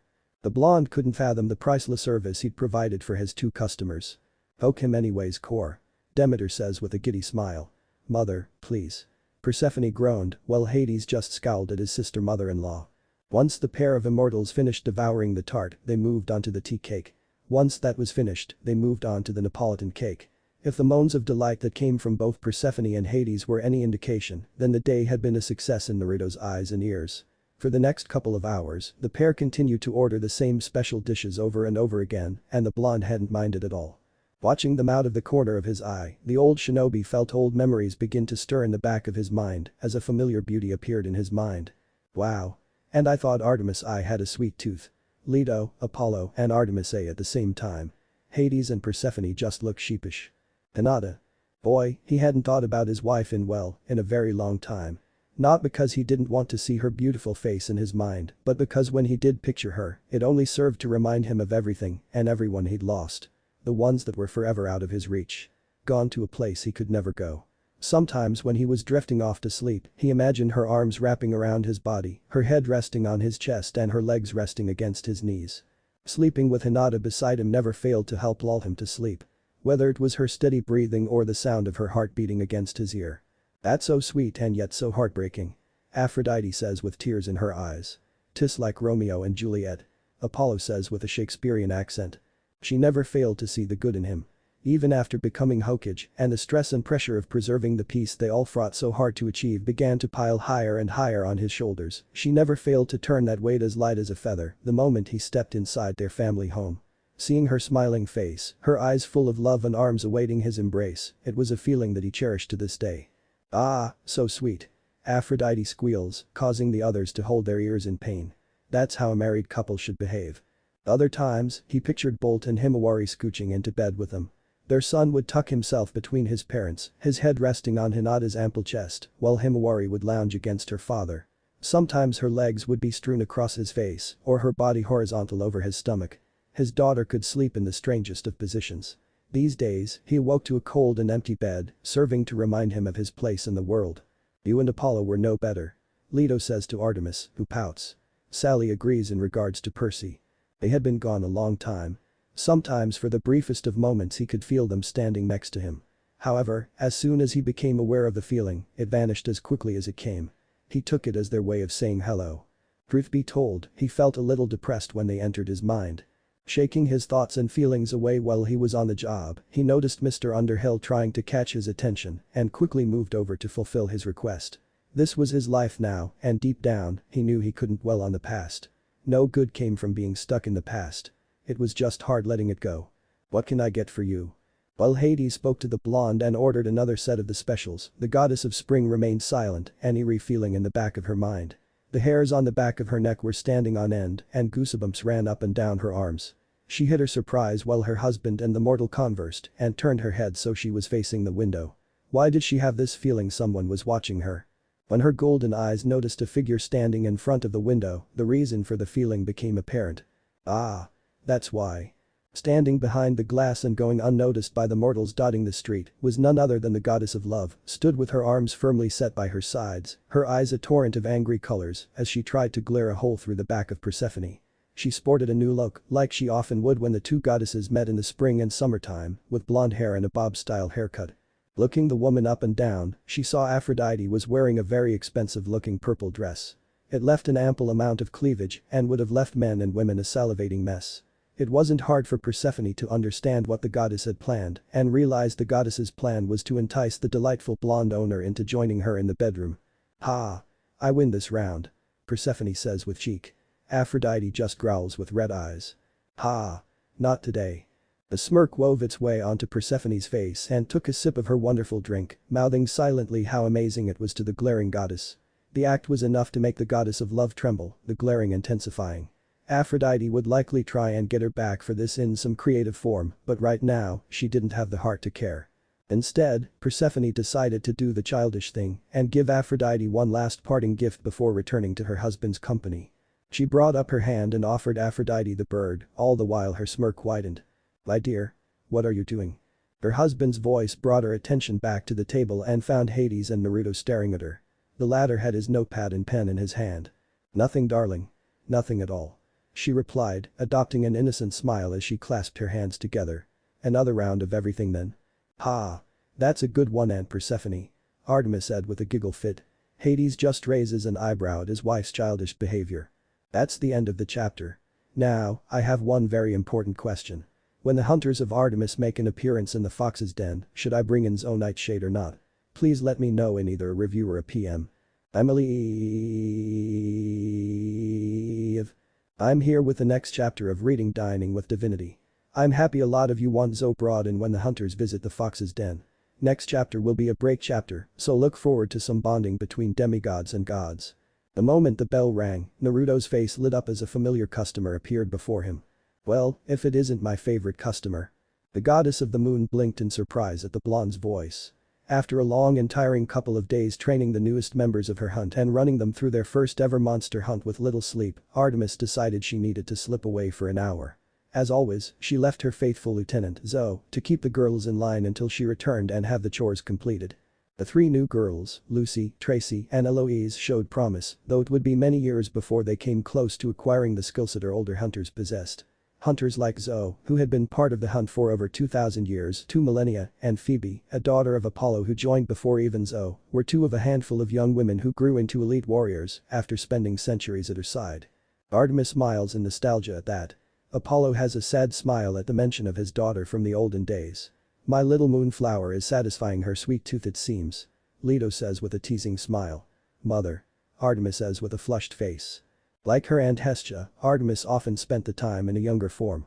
Most often it was in the form of a girl between the ages of 13 and 15, as many of her young companions tended to fluctuate between those ages. It was a method for her to bond with her hunters, particularly the younger ones who might find her adult form too intimidating and imposing. To make them feel more comfortable, she took on a form that helped them feel at ease. Most of her hunters had come to her to escape from the grasp of evil men and their dark thoughts and desires, which was why her group of maidens were women and women only. Though only a handful of men had ever earned a place in her hunt, it was exceptionally unlikely in this day and age. Most males are driven by lust nowadays. Artemis says with a glaring frown. I'm not. Percy says with a pout. Poseidon just sighs sadly at his other son, Orion, for betraying Artemis's trust back in the day. That reminds me, why do you take a child form, sister? Demeter asks Hestia, getting a flushed face in response. But some time to herself and Zoe running the hunt in her place, Artemis teleported to New York. Changing back into her adult form and adopting modern clothing rather than her hunting gear, she headed straight for her favorite spot in the city. She sent a message to Athena and asked if her sister wished to join her, but the goddess of wisdom was currently engaged in a meeting with Hephaestus. For once, she was going it alone. I would have gladly joined you, my little moonflower. Leto says with a smile. Mother. Artemis says with a flushed gold face. I wonder what that meeting is about. Athena says thoughtfully. Hephaestus looks intrigued as well. Good afternoon, Naruto. Good afternoon. He handed her a menu and led her to a table near the counter. It's been a little while since you last visited. I was beginning to wonder if I was ever going to see you again. One of his hands dug into his pockets. Your sister not with you today? I've been busy of sorts these last few weeks. Out of state. She explained. This is my first time back in the city in over a month. Her most recent hunts had taken her across the North American continent, hunting creatures and monsters big and small, with the aid of her hunters. One of the aspects of hunting monsters she always found exhilarating was never knowing how long each hunt was going to take. Some hunts could take no longer than a couple hours. Once, a hunt back in the 1400s took no longer than 5 minutes when they discovered the monster they were requested to track and destroy was no more than 300 yards up the dirt path from them. However, other times she participated in hunts that took years to complete. Though time-consuming, the feeling of ending a hunt after such a long period was one of the most gratifying feelings a huntress like herself could have. And no, my sister was unavailable. Though, I'm sure she will stop by a visit soon. That was the shortest hunt ever. No satisfaction whatsoever. Artemis pouts like a child at that. Leto just squeals and hugs her little moonflower at that. Quick sports aren't boring. Apollo says with a nod. The others nod in agreement. I see. Not to worry. I'll have to keep an eye out for her. He laughed. She always has the funniest reactions when she visits.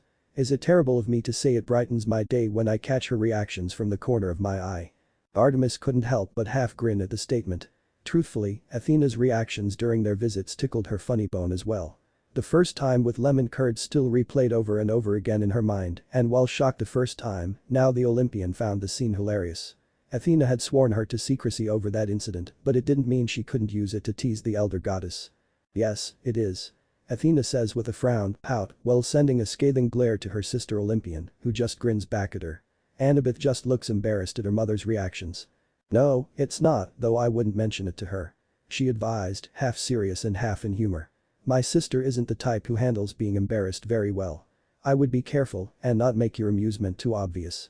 Understood. I'll try and be discreet. He could do that. He was a ninja after all. Discreet was his middle name. See that you do. Looking around the room, she noticed she was the only customer and forced a frown to etch over her beautiful features. Where was everyone else?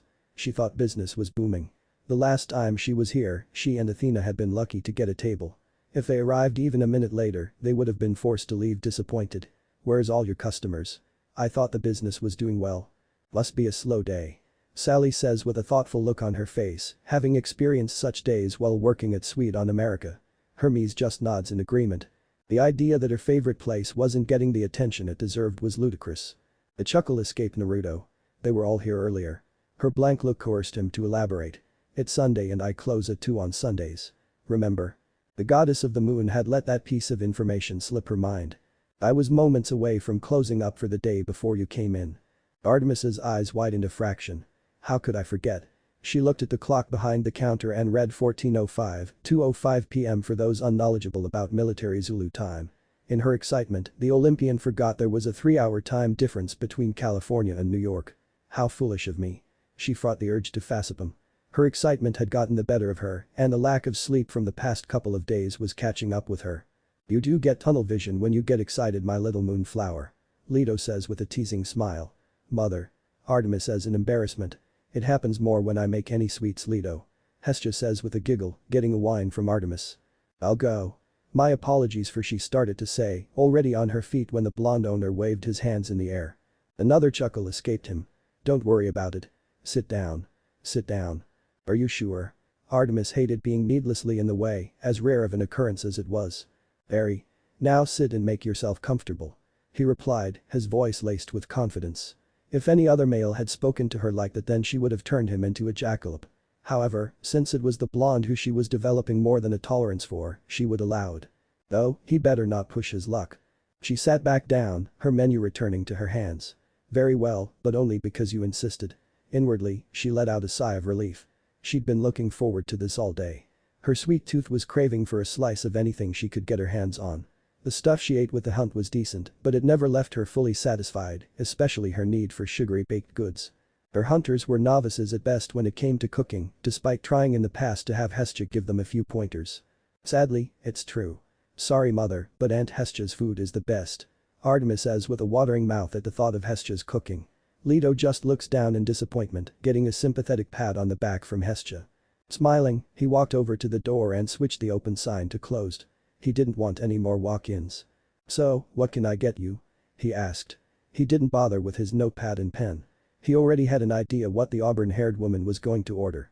Vice versa, Artemis looked at him with a blank look while raising one of her eyebrows. Surely, he wasn't serious. I'll take my usual, please. Salted caramel hot chocolate. Of course. And the cake. Parrot, please. 2 slices. Artemis even held up 2 fingers. His smile grew wider at the cheek. All right. I'll be with you shortly. He turned and prepared to move away, however, the goddess watched him halt mid-step. A thought crossed his mind that Naruto had been meaning to ask should he encounter her again. Can I ask you something? Artemis raised another eyebrow. As long as it's nothing personal. She liked the mortal, but she hoped he knew his boundaries. There was still time to turn him into a 4-legged critter. For his sake, he better not ask her on a date as previous foolish men tried. It didn't end well for them. Well, that depends. Do you consider asking for your name personal, lil sis? Apollo asks with a cheeky grin. Artemis just swats at Apollo lightly while Leto giggles at her children's antics. Even Zeus has a small fond smile at his children's antics. The others, minus Ali, just roll their eyes at the twins' antics. To her surprise, Naruto caught onto her thoughts and shook his head. It's nothing like that. Cross my heart. He motioned a cross shape over his chest. It's something I've been wondering and meaning to ask you since your first visit. When Artemis motioned for him to continue, he asked his question. What's your name? See? He just wanted to know your name, lil sis. Apollo says, still with a cheeky grin. Athena looks embarrassed for not giving her name from the first chapter when she and Artemis first visited.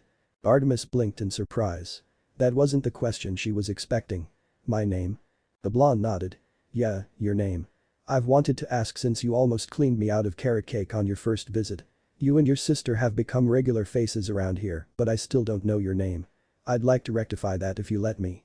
His smile returned and he gave a light shrug. You don't have to, but I wouldn't mind knowing the name of my favorite customer. Aw. You're his favorite customer. I'm so jealous. Aphrodite says with a pout. Artemis just has a smug grin towards her rival. The goddess hummed in thought. She sensed no ill will in his voice and his posture was calm and relaxed. If he was up to something, he hid it well. Though some men were known to have the uncanny ability to hide their true selves behind a mask or facade of a false persona. However, the moon goddess liked to think she was a good judge of character, and thus far the blonde owner had yet to give her a reason to think he was up to no good. He didn't strike her as the type who would possess evil thoughts of that nature. So far, he had proven himself to be a decent man, whose primary concern was keeping his business running and showing kindness and good food to his customers. One thing you should know about Naruto Uzumaki. He never has any perverted thoughts, even with his own wife. Scheffinator says, reminding the group that he is there. Artemis just smiles at the thought of a decent male who didn't think with their lower head. Leaning back in her chair, she gave a small nod. I don't see any harm in it. My name is Artemis. Naruto's smile widened and let out a hum. Artemis. He repeated the name a couple of times. He liked the way it rolled off the tongue. That's a beautiful name. You're named after a goddess, you know. Artemis fought the urge to smirk. Instead, she wore a little smile that few male mortals got to see. I know. Since my family is Greek, they felt it was appropriate for me to have a Greek name. What could be better than being named after a goddess? Not much, I guess. He chuckled. Indeed. Do you know much about Greek mythology? It's not a subject people study much these days. It's a rare following. The blonde owner nodded. His hands rested on the chair in front of him. It just so happens I do. I learned a lot during my time in Greece, as I mentioned the day we met. It wasn't just the language and the food I studied but the whole mythos that surrounded ancient Greece. I visited a lot of the old sites like you would do in a country with such a rich history. He thought back to the days he traveled around and thought back to one of his many visits to the old country. I visited the Acropolis in Athens, the ancient Delphi, Meteora, Epidaurus, and ancient Olympia. Those are just a couple of places I had the pleasure of visiting. I can only imagine what they were like back in their day. I miss the old days. Most of the gods says with melancholy in their voices. Only the gods of progress harem fit the mention of the old days. The demigods shudder at the idea of living in a time with no technology. Yes, I can imagine. The goddess replied, playing along. He ran a hand through his hair. You know, I went to what's left of the old temple of Artemis in Turkey a long time ago. He revealed, making Artemis look at him in interest. I'm not sure what I expected to find, but I couldn't help feeling disappointed when I saw all that was left was foundation and fragments. Looking up at the ceiling, he closed his eyes for a brief moment, remembering his time in Ephesus. I bet it was a thing of beauty back in the day. It certainly was. Artemis has a fond smile at remembering her temple. I thought I was the god of the arts, lil sis. Apollo says with a pout. Oh, it was, and Artemis knew full well how majestic her old temple was. Back in ancient times, her temple was frequently visited by women and men of all ages, praying to her for several things that fell under her jurisdiction. The men would pray to her for successful and plentiful hunts, while expecting mothers would pray for strength for the coming days that lay ahead of them. Her temple was one of the most iconic temples ever built on the earth, rivaled only by the Temple of Athena at the summit of the Acropolis and the Temple of Zeus at Olympia. However, twice her temple had to be rebuilt. The first time, a devastating flood reduced it to rubble, courtesy of Poseidon after one of his infamous temper tantrums. The god of the sea had been forced to pay a great tribute to her as compensation. The second time, a few centuries later, her temple was burned to the ground by that foolish mortal, Herostratus, who sought notoriety and fame. She couldn't lie and say she didn't take a small amount of pleasure in watching the foolish man from getting his just desserts during his execution. I'm still pissed at that knowledge, Uncle Poseidon. Artemis says with the evil eye towards her sea-ruling uncle, who just flinches while looking ashamed of how he acted back then. Artemis had the biggest evil smile while remembering the execution of the foolish mortal who burned her temple to the ground, while her male relatives shiver in fear at said smile. Although a modern model was built years later in Istanbul, she had only visited the site once. It didn't possess the same value as the old versions, and a rare handful of people prayed to her these days. While lost in her thoughts, the blonde disappeared behind the counter and got her order underway. You don't mind if I get things cleaned up after I finish your order, do you? She shook her head. Not at all. Fortunately for her, she didn't have to wait long before Artemis found herself sinking into the chair as the taste of her hot chocolate covered her lips. Releasing a small hum of delight, she moved onto her cake and like always, felt her sweet tooth getting utterly satisfied as her immortal tastipods were showered with sugary bliss. How the mortal man did it, she didn't know, but she wished that she did. Artemis was a decent cook, given some lessons by her mother and Hestia, but had never made anything remotely as sweet and perfect as the meal in front of her. Artemis just has a pout while Leto and Hestia have a smug and kind smile respectively. Hestia's cooking is tied with Mother Ray's cooking. All of Hestia's siblings say at once, getting a flushed face from the eldest Olympian at the praise. Now there's an idea for the break chapter. Scheffinator says with an evil grin forming on ratting out the two oath breakers of the big three to their mother. Zeus and Poseidon shiver in fear and wonder why. Was there a method to the man's madness? Was there someone helping him? She'd never seen another soul working the little cafe in the time she spent in its warm embrace. She remembered that he mentioned making from scratch many of the delightful goods himself, but when did he find the time to make them all? His menu was vast and unpredictable. It would take him all through the night to make it all. Not to mention, there was the issue of keeping it all fresh. Ah, the wonder of shadow clones. Scheffinator says with a smile, having used the shadow clone jutsu personally many times. The others just pouted how unfair that is. Especially Athena and Annabeth. It was a mystery and part of the moon goddess wanted to solve it. Don't rock the boat. She thought to herself. She had a good thing going here. The fox's den was an escape. Somewhere she could get away for an hour or two. She and Athena had been the first to visit and since then, more and more gods and immortals from their world were beginning to take notice. On the one hand, she wished the little cafe had been her secret with Athena which only they could enjoy. On the other hand, at least it was getting the business and fame it deserved. If it closed down, Artemis was sure she would weep for days. You so totally would my little moonflower. Leto teases with a smile getting a whine from her daughter.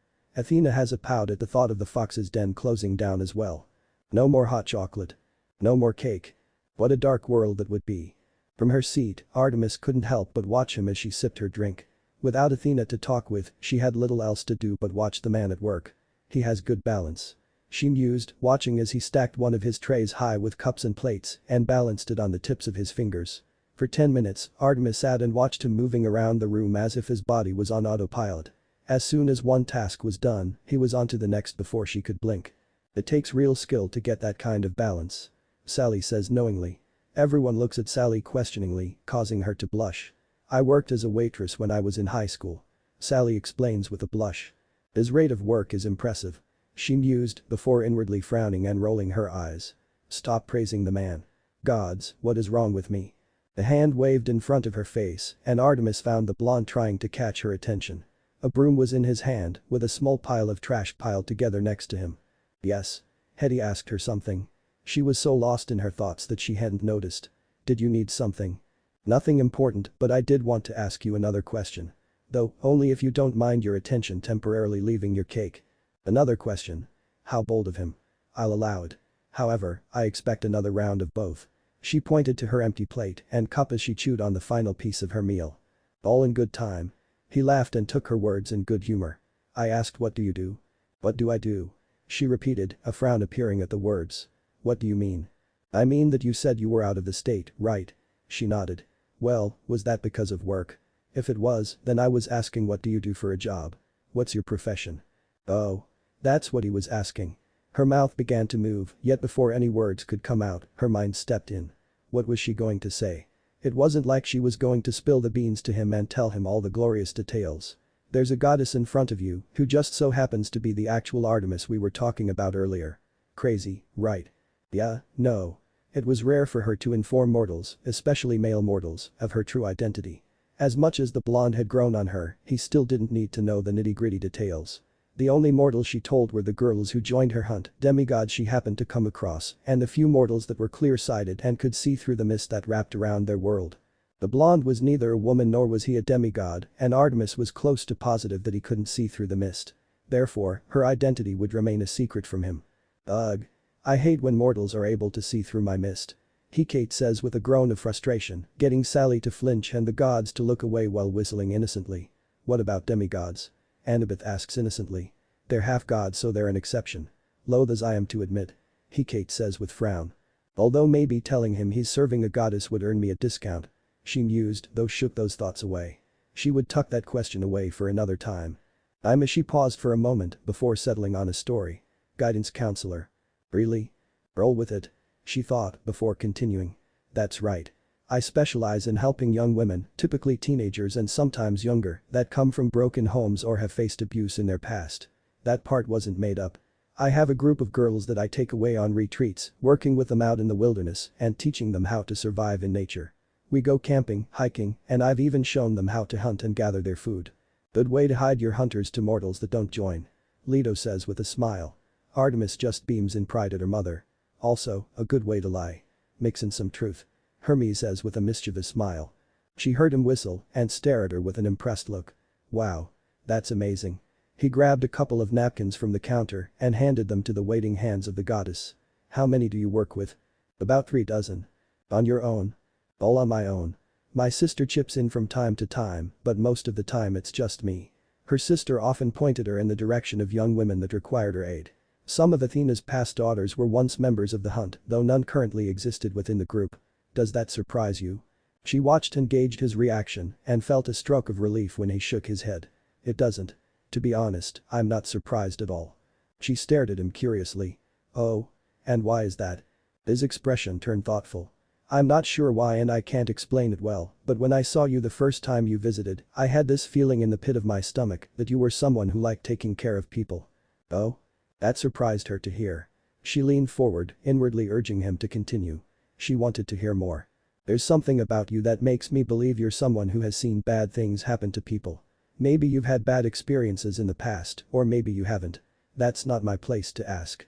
He gave her a look, indicating he wasn't going to push that subject with her. Either way, you have this energy about you. It's comforting and warm, and I felt it the first day you walked through that door. He nodded over to the door and smiled. I think you're someone who wants to shield people, in this case, young girls, and gives them something to strive for. You don't want them to lose themselves down a dark path because of the abuse they've suffered, so you take them into a safe environment and you teach them how to survive. You teach them how to be strong. Everyone, except Scheffinator, is shocked at the blonde's explanation. My little moonflower, if you do decide to pursue this blonde in a relationship, then I approve. Leto says, still shocked. Artemis is too shocked to respond. Damn. That's just like that blonde knucklehead. Scheffinator says with an impressed whistle. He leaned on the broom and his smile widened. I've met a lot of people and I've met some who have done awful things to others. Going across the world opens up a box that can't ever be closed. Sadly, I've come to realize some people can only be described as awful, misguided and cruel. They inflict pain onto other people for reasons that make no sense. Women, in particular, tend to get the short end of the stick every time and end up suffering at the hands of both men and their fellow women. Whether it be physical abuse, mental abuse, or any kind of abuse for that matter, no one should have to go through those kinds of horrors. The quote Michael Caine from The Dark Knight, some people just want to watch the world burn.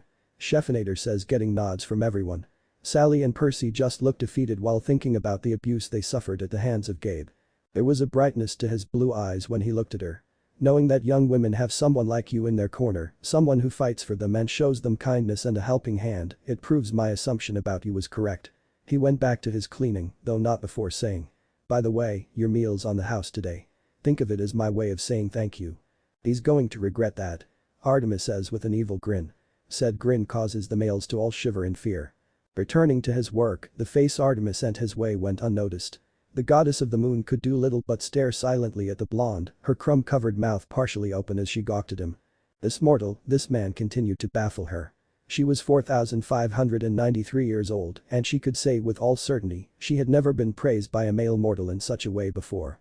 One that wasn't a demigod or had any connection to their Olympian family. Even Zeus, who doted on her and Athena like they were still small goddesses he could pick up and lift onto his shoulders, had never praised her for her work in such a form. It was always something regarding her skill as a warrior and never as a nurturer. People forgot, and she included her family in that category, that she was more than just the goddess of the hunt and the moon. She was also the patron of young women and children and held divine authority over childbirth alongside her sister, Ilithia, thanks in part for delivering her twin Apollo from their mother. Undeniable proof that I'm the older sibling, my little brother. Artemis says with a smug grin towards Apollo, who just harems while Leto just giggles in amusement. You do dote on all of your immortal daughters, baby bro. Poseidon teases to Zeus. And you don't? Zeus asks in reply. Touché. Poseidon says. Idiots. Hades just says, getting glares from his brothers in return. She could be nurturing and loving. She didn't have children of her own out of choice early in her life, but she showed compassion and kindness to children of both genders, regardless of the sins of the parents. Her hunters could attest to that. This man, he was confusing her. The first time they met and he surprised her behind the counter, she thought he was like all the rest. She thought he would be cocky, arrogant or overconfident with his talents as a chef. The rest of the world would be if they possessed a tenth of his culinary talent. However, Artemis was pleased that she had listened to Athena and given him a chance to prove himself to be unlike the others. He was confident, but not overly so. He took compliments with grace and no shortage of embarrassment, and his sunny disposition and kindness had wormed its way into the good graces of many of her family members. I show compassion to boys under the age of 13. Once they reach 13, I lump them with other males. 13 is when hormones begin to kick in and boys start to think with their lower heads instead. Artemis says, giving the stink eye to anyone who would doubt her. Most males become perverts once they reach puberty. Naruto is one of the few exceptions to that. Scheffinator says with a sagely nod. He was a good one. Artemis had come to that realization. You don't have to do that. She replied. She watched him blink. I know I don't have to. He looked up from the floor and smiled in her direction. But I want to. She was prepared to argue her point but stopped when he sent her a light scolding expression. Take the offer. I'm only offering it today. Use this chance wisely. There was a hint of a challenge in his tone. The goddess huffed and crossed her arms. Beneath the table, her foot tapped against the floor in mild annoyance. Fine then. If he was serious about her not paying, then she was going to take advantage of his kind offer. She hoped he was ready because her sweet tooth was already returning in force. His kindness would be his downfall because she planned on upping her appetite to the next level. Artemis giggled maniacally, scaring many of her family. Scheffinator just shakes his head with a smile while being reminded of a certain dog who solves mysteries. Outside. Across the street from the fox's den, as the blonde shinobi and the goddess of the hunt conversed with each other, little did they know, another Olympian was also in the neighborhood. This Olympian had been made a fool of by the blonde and thanks to him, became the butt of the joke by his family and came looking for revenge. He didn't know who it was, but someone had leaked to his Olympian family of what had occurred that fateful day and he hadn't heard the end of it. Everyone, including his father, would snicker every time he walked into the room and his brothers had become intolerable. Apollo and Ares were on his case every free moment he had and it was making his itcher boil. Revenge. Hermes shouts in glee. Vendetta. A female voice shouts from somewhere, making Scheffinator snicker while everyone looks for the voice. Even Poseidon caught wind of it beneath the sea and Iris messaged him for the sole purpose of pointing and laughing at him. He couldn't stand it. He was sure it wasn't Hestia. His lovable aunt would never betray him in such a form. Maybe it was the nymphs, but he doubted any were brave enough. Satyrs. No, not the satyrs. They would never betray him. No, he bet it was that damn Terminus. That stupid border god loved to make his life miserable. Oh, when he was finished with the blonde, Terminus was next. That was for damn sure. I got you now, you conniving SOB, Hermes whispered, his blue eyes narrowing at his foe. Wrapped in the mist, he remained hidden and out of sight from his foe. Next to him, the dark-haired god patted his secret weapon that would even out the scales and delivers to him his sweet retribution. Like he promised to his aunt, he wasn't going to kill the mortal. However, that didn't mean he couldn't hurt the mortal. It wouldn't be too severe, but it would be funny. I would do that. Poseidon says with a chuckle. Hestia just has a sweet smile while inwardly laughing at the prank she pulled on Hermes. The demigods just look confused at who Terminus is. Before any of the demigods could voice their confusion, Scheffinator just whispers something to them about waiting until after the chapter to grill their immortal parents. What was his weapon of choice? He could have gone with a couple of choices, however, his genius mind had settled on a Hephaestus-grade mashed potato cannon. It had taken some bribing since his elder brother didn't do anything for free and a great amount of patience, but he finally convinced the god of the forge to go through with his request. Modeled after one of the old 24-pounder long guns used by the world's navies between the 17th and 19th centuries, the only difference between his one and the old models was that his shot out mashed potato at a frightening speed and was capable of shooting through a tree. He tested it once the other day and it was safe to say Ares had not been too happy at being his test dummy. I still owe you for that half pint. Ares shouted with rage. Whoop whoop whoop whoop whoop whoop. Hermes calls out like Zoidberg while running away with Ares hot on his heels. The god of war had been exiting his temple when he was hit by a condensed shot of mashed potato and was sent sprawling through his home yelling and cursing. He hadn't realized Aphrodite had been visiting and the lump he called his brother had landed on top of her, covering her in mashed potato and ruining her dress. The goddess of love had given him an earful later on, but it was worth it. What? Hermes. Aphrodite screeches before joining in on the chase for the god of messages. The others just laugh at the comedic scene. All he had to do now was catch Naruto at the right moment and lay him out with his glorious cannon. There was only one issue with his plan and it was one he hadn't been counting on. Hermes had hoped the blonde would be alone to avoid additional casualties. He didn't think Artemis of all people would be there at this exact moment. However, as unwise as it was with the goddess of the moon present, Hermes would carry on undeterred. His schedule over the next month was hectic and that was putting it mildly. It was now or never, even if it meant upsetting his dangerous and temperamental older sister. You better not, Hermes. Artemis shouts with rage in her voice. You can be temperamental at times, my little moonflower.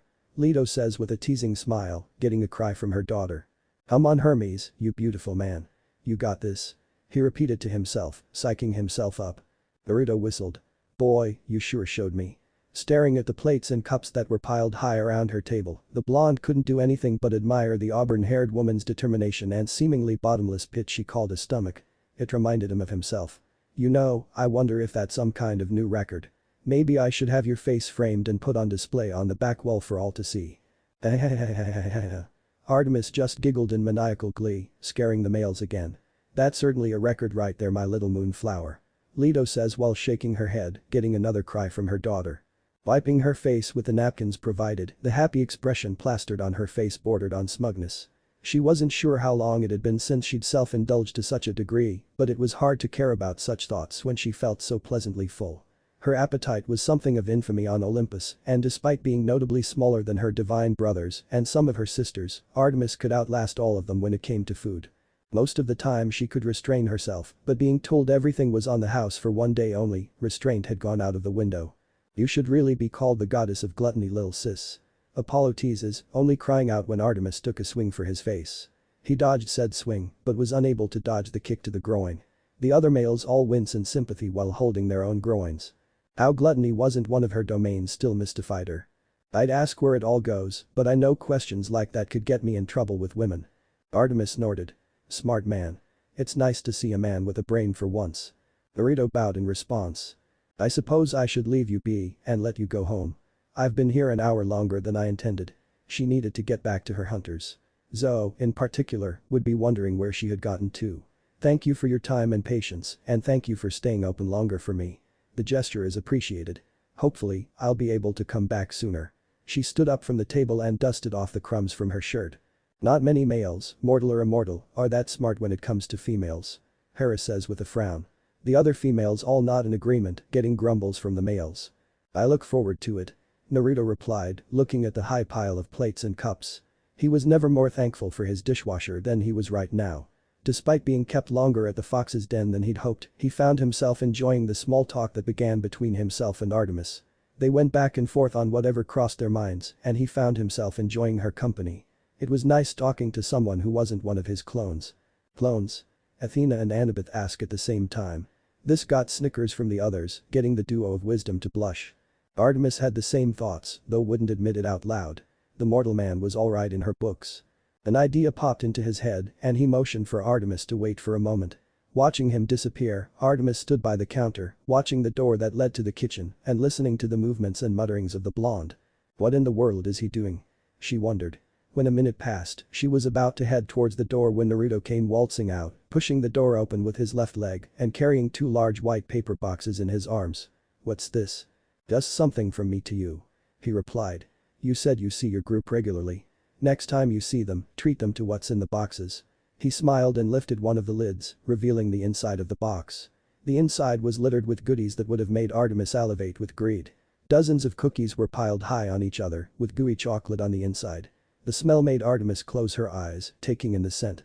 Maybe she could make some room in her stomach after all. The other one has lemon squares. There should be enough for everyone to have a couple each. How sweet. Giving the hunters cookies and lemon squares. Hestia says with a smile, while Artemis is salivating. Perhaps I should see if I could safely break my oath to remain a virgin and track down this man in our dimension. Artemis thought to herself.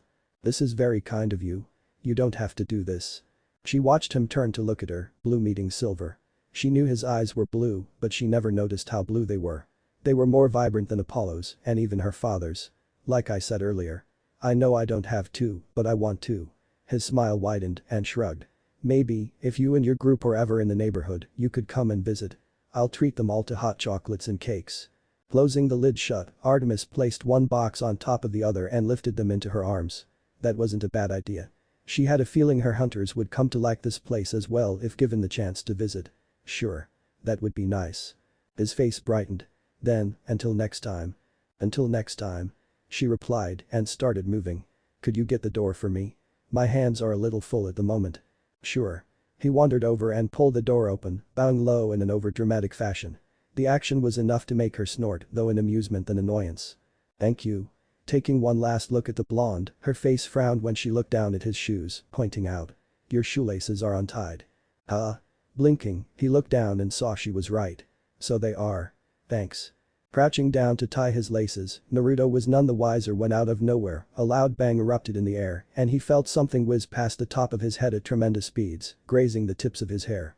He almost jumped up in surprise and felt something splash against his cheek as a thud followed after. He spun around, noticing none of the people out in the street appeared bothered by the loud noise and searched the pavement for anything that could have resulted in such a loud noise. Damn it. I missed. Hermes says before running as Artemis started to chase him while shooting arrows. "Get back here and take your punishment like a man, Hermes." Artemis shouted after her fleeing brother. "Never." Hermes shouted back while still running. What the hell was that? He thought. For a moment, he thought he saw movement in the alleyway opposite the fox's den. He could sense something across the street, but whatever it was masking its presence and trying to keep itself hidden. It felt familiar, but he couldn't put his finger on it. Touching his cheek, he wiped off the residue from whatever splashed against him. He stared at it for a couple of seconds before realization hit him. Is this mashed potato? Why in the world was mashed potato flying through the air? Why indeed? Leto says with a giggle. The others just look at the scene of Artemis chasing Hermes around with amusement in their eyes. "Hey, do you know," he started to say, but his words died in his mouth when he got a look at Artemis. Oh boy. To say Artemis had been unlucky would be an understatement. The goddess of the moon and the hunt, who moments ago was happier and more content than she had been in months, was now on the other side of the room, with her back resting against the wall of the fox's den, cracks covering the wall like a spider's web. The impact of the mashed potato from across the street had caught her unguarded and tossed her through the air and into a sitting position, her legs out in front of her and arms wrapped around the cake boxes in a vice-like grip. Her body was covered with mashed potato from head to toe, with large clumps of it wrangled in her hair and up her nose. And saved. Aphrodite says with a giggle as she took a picture of the scene to save for teasing material later. Even Leto took a picture for her scrapbook. Naruto couldn't say a word and watched as the realization of what happened slowly dawned on Artemis. Her face, once wearing an amused smile, quickly morphed into one of pure fury that Naruto wouldn't wish on his worst enemy. He let out a gulp and got to his feet. Reaching behind the counter, he pulled out a towel and wordlessly handed it to Artemis, who took the towel and wiped the vegetable residue off her face. "Well, wasn't that sweet of him?" Hestia says with a giggle. Leto nods in agreement with a giggle of her own. Her silver eyes zeroed in on the alleyway, like a lion who found its prey and got to her feet. She turned her attention to the gobsmacked Naruto and handed back the towel, which he gingerly accepted. "Thank you. If you would excuse me. It appears I need to make a trip home," and she trailed off mid-sentence, her rage consuming her body. The blonde could do little more than nod his head as the auburn-haired goddess left the fox's den, cold fury taking over her entire person. He idly noticed her make a motion to her neck, dragging a finger across the jugular before disappearing from view. The universal sign for someone is going to die. Classic. Ares says with a guffaw. Hera just shakes her head wondering where she went wrong with her son. Turning around and now on his own, Naruto sighed when he noticed it wasn't just Artemis that was covered in mashed potato, but now potato was strewn across the inside of the den on every side. "I just want to go home," he muttered before beginning his cleanup again. "Run, Hermes. Run as you've never run before." Hermes muttered to himself, running across Olympus and leaving a trail behind him as fear encased his entire being. That damn blonde. Why did he have to duck at that exact moment? Running across his ancestral home, the god of messengers thought about his options. The mortal realm was out of the question. Artemis would find him in a heartbeat. His temple was out of the question, and the unsaid rule about gods not barging into others' temples would go widely unnoticed in this situation. He doubted his sister cared for that rule with all that rage coursing through her. Hephaestus was recording the chase between Hermes and Artemis. Dionysus was chuckling with madness in his eyes. Leto isn't willing to help the speedster at the moment, and neither is the rest of his divine family either. He ran through his options. Apollo isn't here, nor is Ares. Dionysus is at Camp Half-Blood, and Hephaestus has locked himself in his forge again. His brothers wouldn't be of any use. Apollo, in particular, had a weak spot for his twin and would likely give him up rather than help him. Aunt Hestia, Demeter, and Hera are visiting grandmother, so who knows where they might be. Their grandmother came and went from Olympus when she pleased and became increasingly difficult to track. Her residence, a pottery studio she started a decade ago, had a habit of shifting and alternating its location. Mother Ray sure doesn't like to stay in one place for too long. Hestia says with a giggle. Her brothers and sisters all nod in agreement. There was Athena to turn to, but Hermes shook that out of his thoughts. Athena and Artemis were close, and his elder sister would likely conspire with Artemis to have him tortured if given the chance. She still hadn't forgiven him for painting one side of her temple pink while she was visiting the mortal world. Gulping, his choices were running low. Poseidon and Hades would turn him away, the latter in particular. Though he could travel beneath the sea and the underworld, he wasn't supposed to abuse that privilege given to him by his uncles. Angering the gods of the sea and the underworld was not on his to-do list. One man-hating goddess was enough. I certainly would conspire with Artemis to torture Hermes. Athena says with a sadistic smile on her face, scaring her male relatives and her daughter. Hermes, upon hearing this, just whimpers in fear. Biting the bullet, Hermes changed course and made a beeline for the grand temple made of white marble that stood closest to the throne room of the gods. Hopefully, his old man wouldn't be bothered too much by the sudden intrusion. Hermes. His face going pale, Hermes bolted towards his father's temple, his sister's voice ringing throughout Olympus. Her godly energy fluctuated in bursts and was likely sensed by all currently residing on Olympus. It was potent enough that Hermes could practically feel her rage. "Oh, man. She is so pissed," he muttered, narrowly avoiding colliding with a pair of nymphs and shouting an apology as he ran past them. "You're on your own, Hermes," Zeus says with crossed arms, getting a betrayed look from his speedster son. Persephone just looks at Scheffinator to see if he would do anything to get Artemis to stop jazzing Hermes, only to see their host bopping his head to the song "Everything is Awesome." In mere seconds, Hermes found himself pushing open the enormous golden doors of his father's temple and ran inside, slamming it shut behind him. The inside of Zeus's temple was exactly how one would imagine it to be. It was large and spacious, and everything was made of marble. Personally, Hermes preferred hardwood flooring and found marble floor much too slippery for his liking, but he wasn't about to doubt his father's taste in decoration. The grand staircase led up to the second floor, where the master suite resided, along with a long hallway that contained many of his father's trophies and statues depicting his greatest triumphs. If that wasn't enough, a large statue of Zeus stood in the center of the temple, reaching the height of the roof and seen by all on every floor. "Ego much, baby brother?" Hestia asks in a teasing tone, getting shocked looks from her siblings. Hecate and Aphrodite just laugh at the joke. Even Leto is giggling. The demigods and one mortal just look dumbfounded. Catching his breath, the sound of a TV reached his ears, and Hermes noticed the faint glow coming from one of the back rooms. It looked like it was coming from his father's theater room. His father was a massive movie buff and had a thing for romantic comedies, not that many knew of course. Probably looking for the next Hollywood starlet to seduce. Hermes thought before making a beeline for the room. His father loved celebrities almost as much as Aphrodite. As he expected when he appeared in the doorway, he spotted his father sitting in a comfortable black leather recliner with gold stitching. Zeus's theater room was giant, even by normal standards, and designed in the same manner as a mortal theater, with Zeus's favorite movie posters decorating the walls. Godfather, in particular, was his father's favorite movie of all time, and Hermes had caught the king of Olympus reciting quotes from the movie, as if they were Shakespeare. Shelves were filled to the brim with DVDs, VHS tapes and old movie reels. Off to the side was a confectionery stand that was always stacked full of Zeus's favorite movie-going treats. He even had a slushy machine with over a dozen different flavors constantly churning away. "We now know your secret love of rom-coms, little brother," Poseidon says with a teasing smile. Hera just gives Zeus the stink eye at the possibility that Zeus was looking to seduce another woman. Aphrodite just smiles at the comparison of her and Zeus loving celebrities so much. Wearing his usual suit with lightning dancing across the fabric, the imposing aura his father tried to induce was given away by the pair of fuzzy white slippers his feet were clad in. They'd been a gift from Hestia a few years ago, and the god of the sky was rarely seen without them when roaming his temple. Hera had tried to get him to wear something different when they were spending time together smooching in one of their temples, though she had yet to succeed. "Are they styled to look like bunny rabbits?" Leto had to tease her one-time lover, getting a flushed face from the king. Hestia just nods with a big smile on her face. "I made sure they look like Bugs Bunny," Hestia says with a smile. This got snorts of amusement from Hades and Poseidon. Storming into the room, he looked around and quickly searched for the best hiding spot. In this case, he chose to hide behind the enormous golden curtains that covered his father's screen when it wasn't being used. It was big enough for a human body to hide without notice.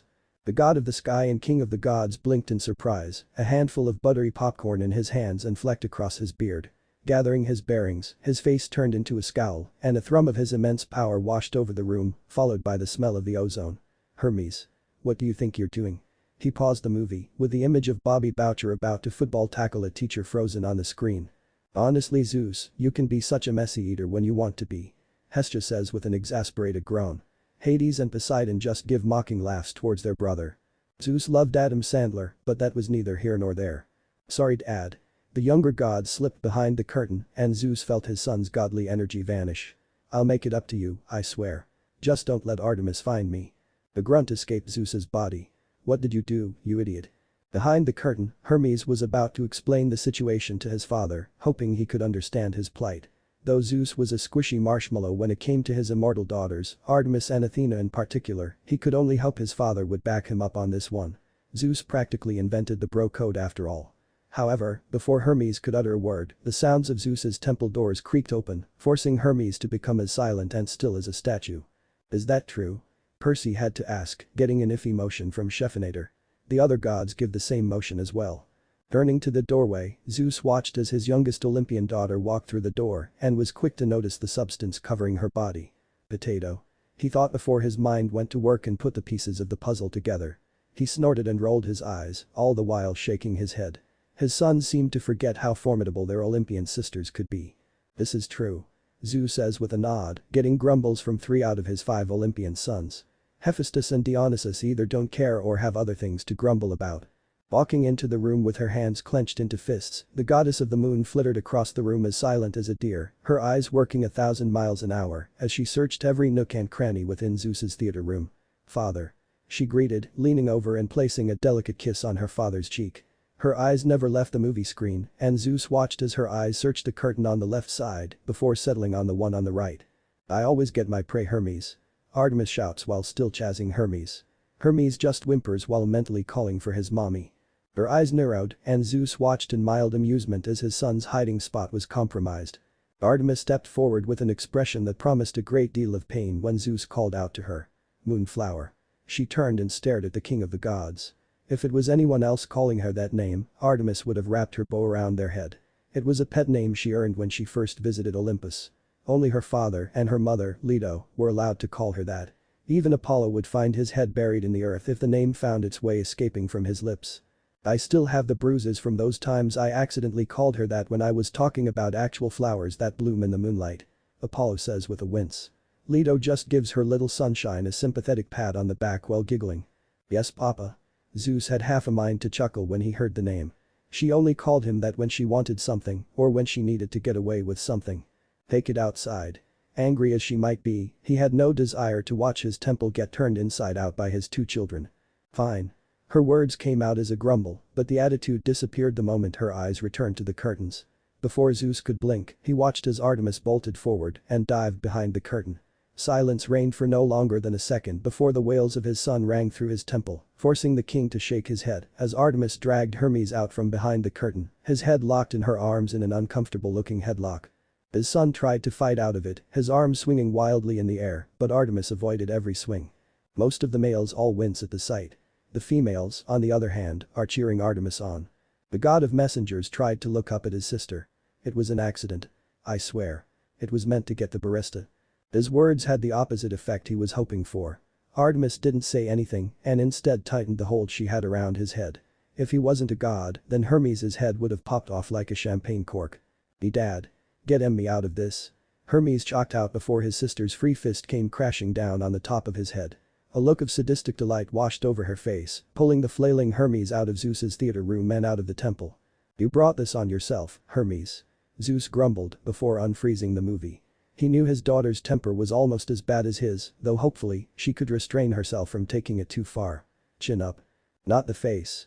"Please, not tha squelch followed boo a cry of agony, making Zeus wince as the door to his temple slammed shut. Shaking his head, he ignored the commotion happening outside and leaned back in his recliner, digging back into his buttery popcorn. The bark of laughter soon escaped his mouth. "Ha. This movie kills me every time." "Alright, Artemis. That's enough. Chapter's over so you can stop jazzing Hermes." Scheffinator called out to the 2 immortals, getting a disappointed whine from the goddess and a sigh of relief from the god. "You can torture him next chapter during the break." Scheffinator says with a sadistic smile on his face, getting a gleeful look from Artemis and a gulp of fear from Hermes. "Welp, there's the chapter.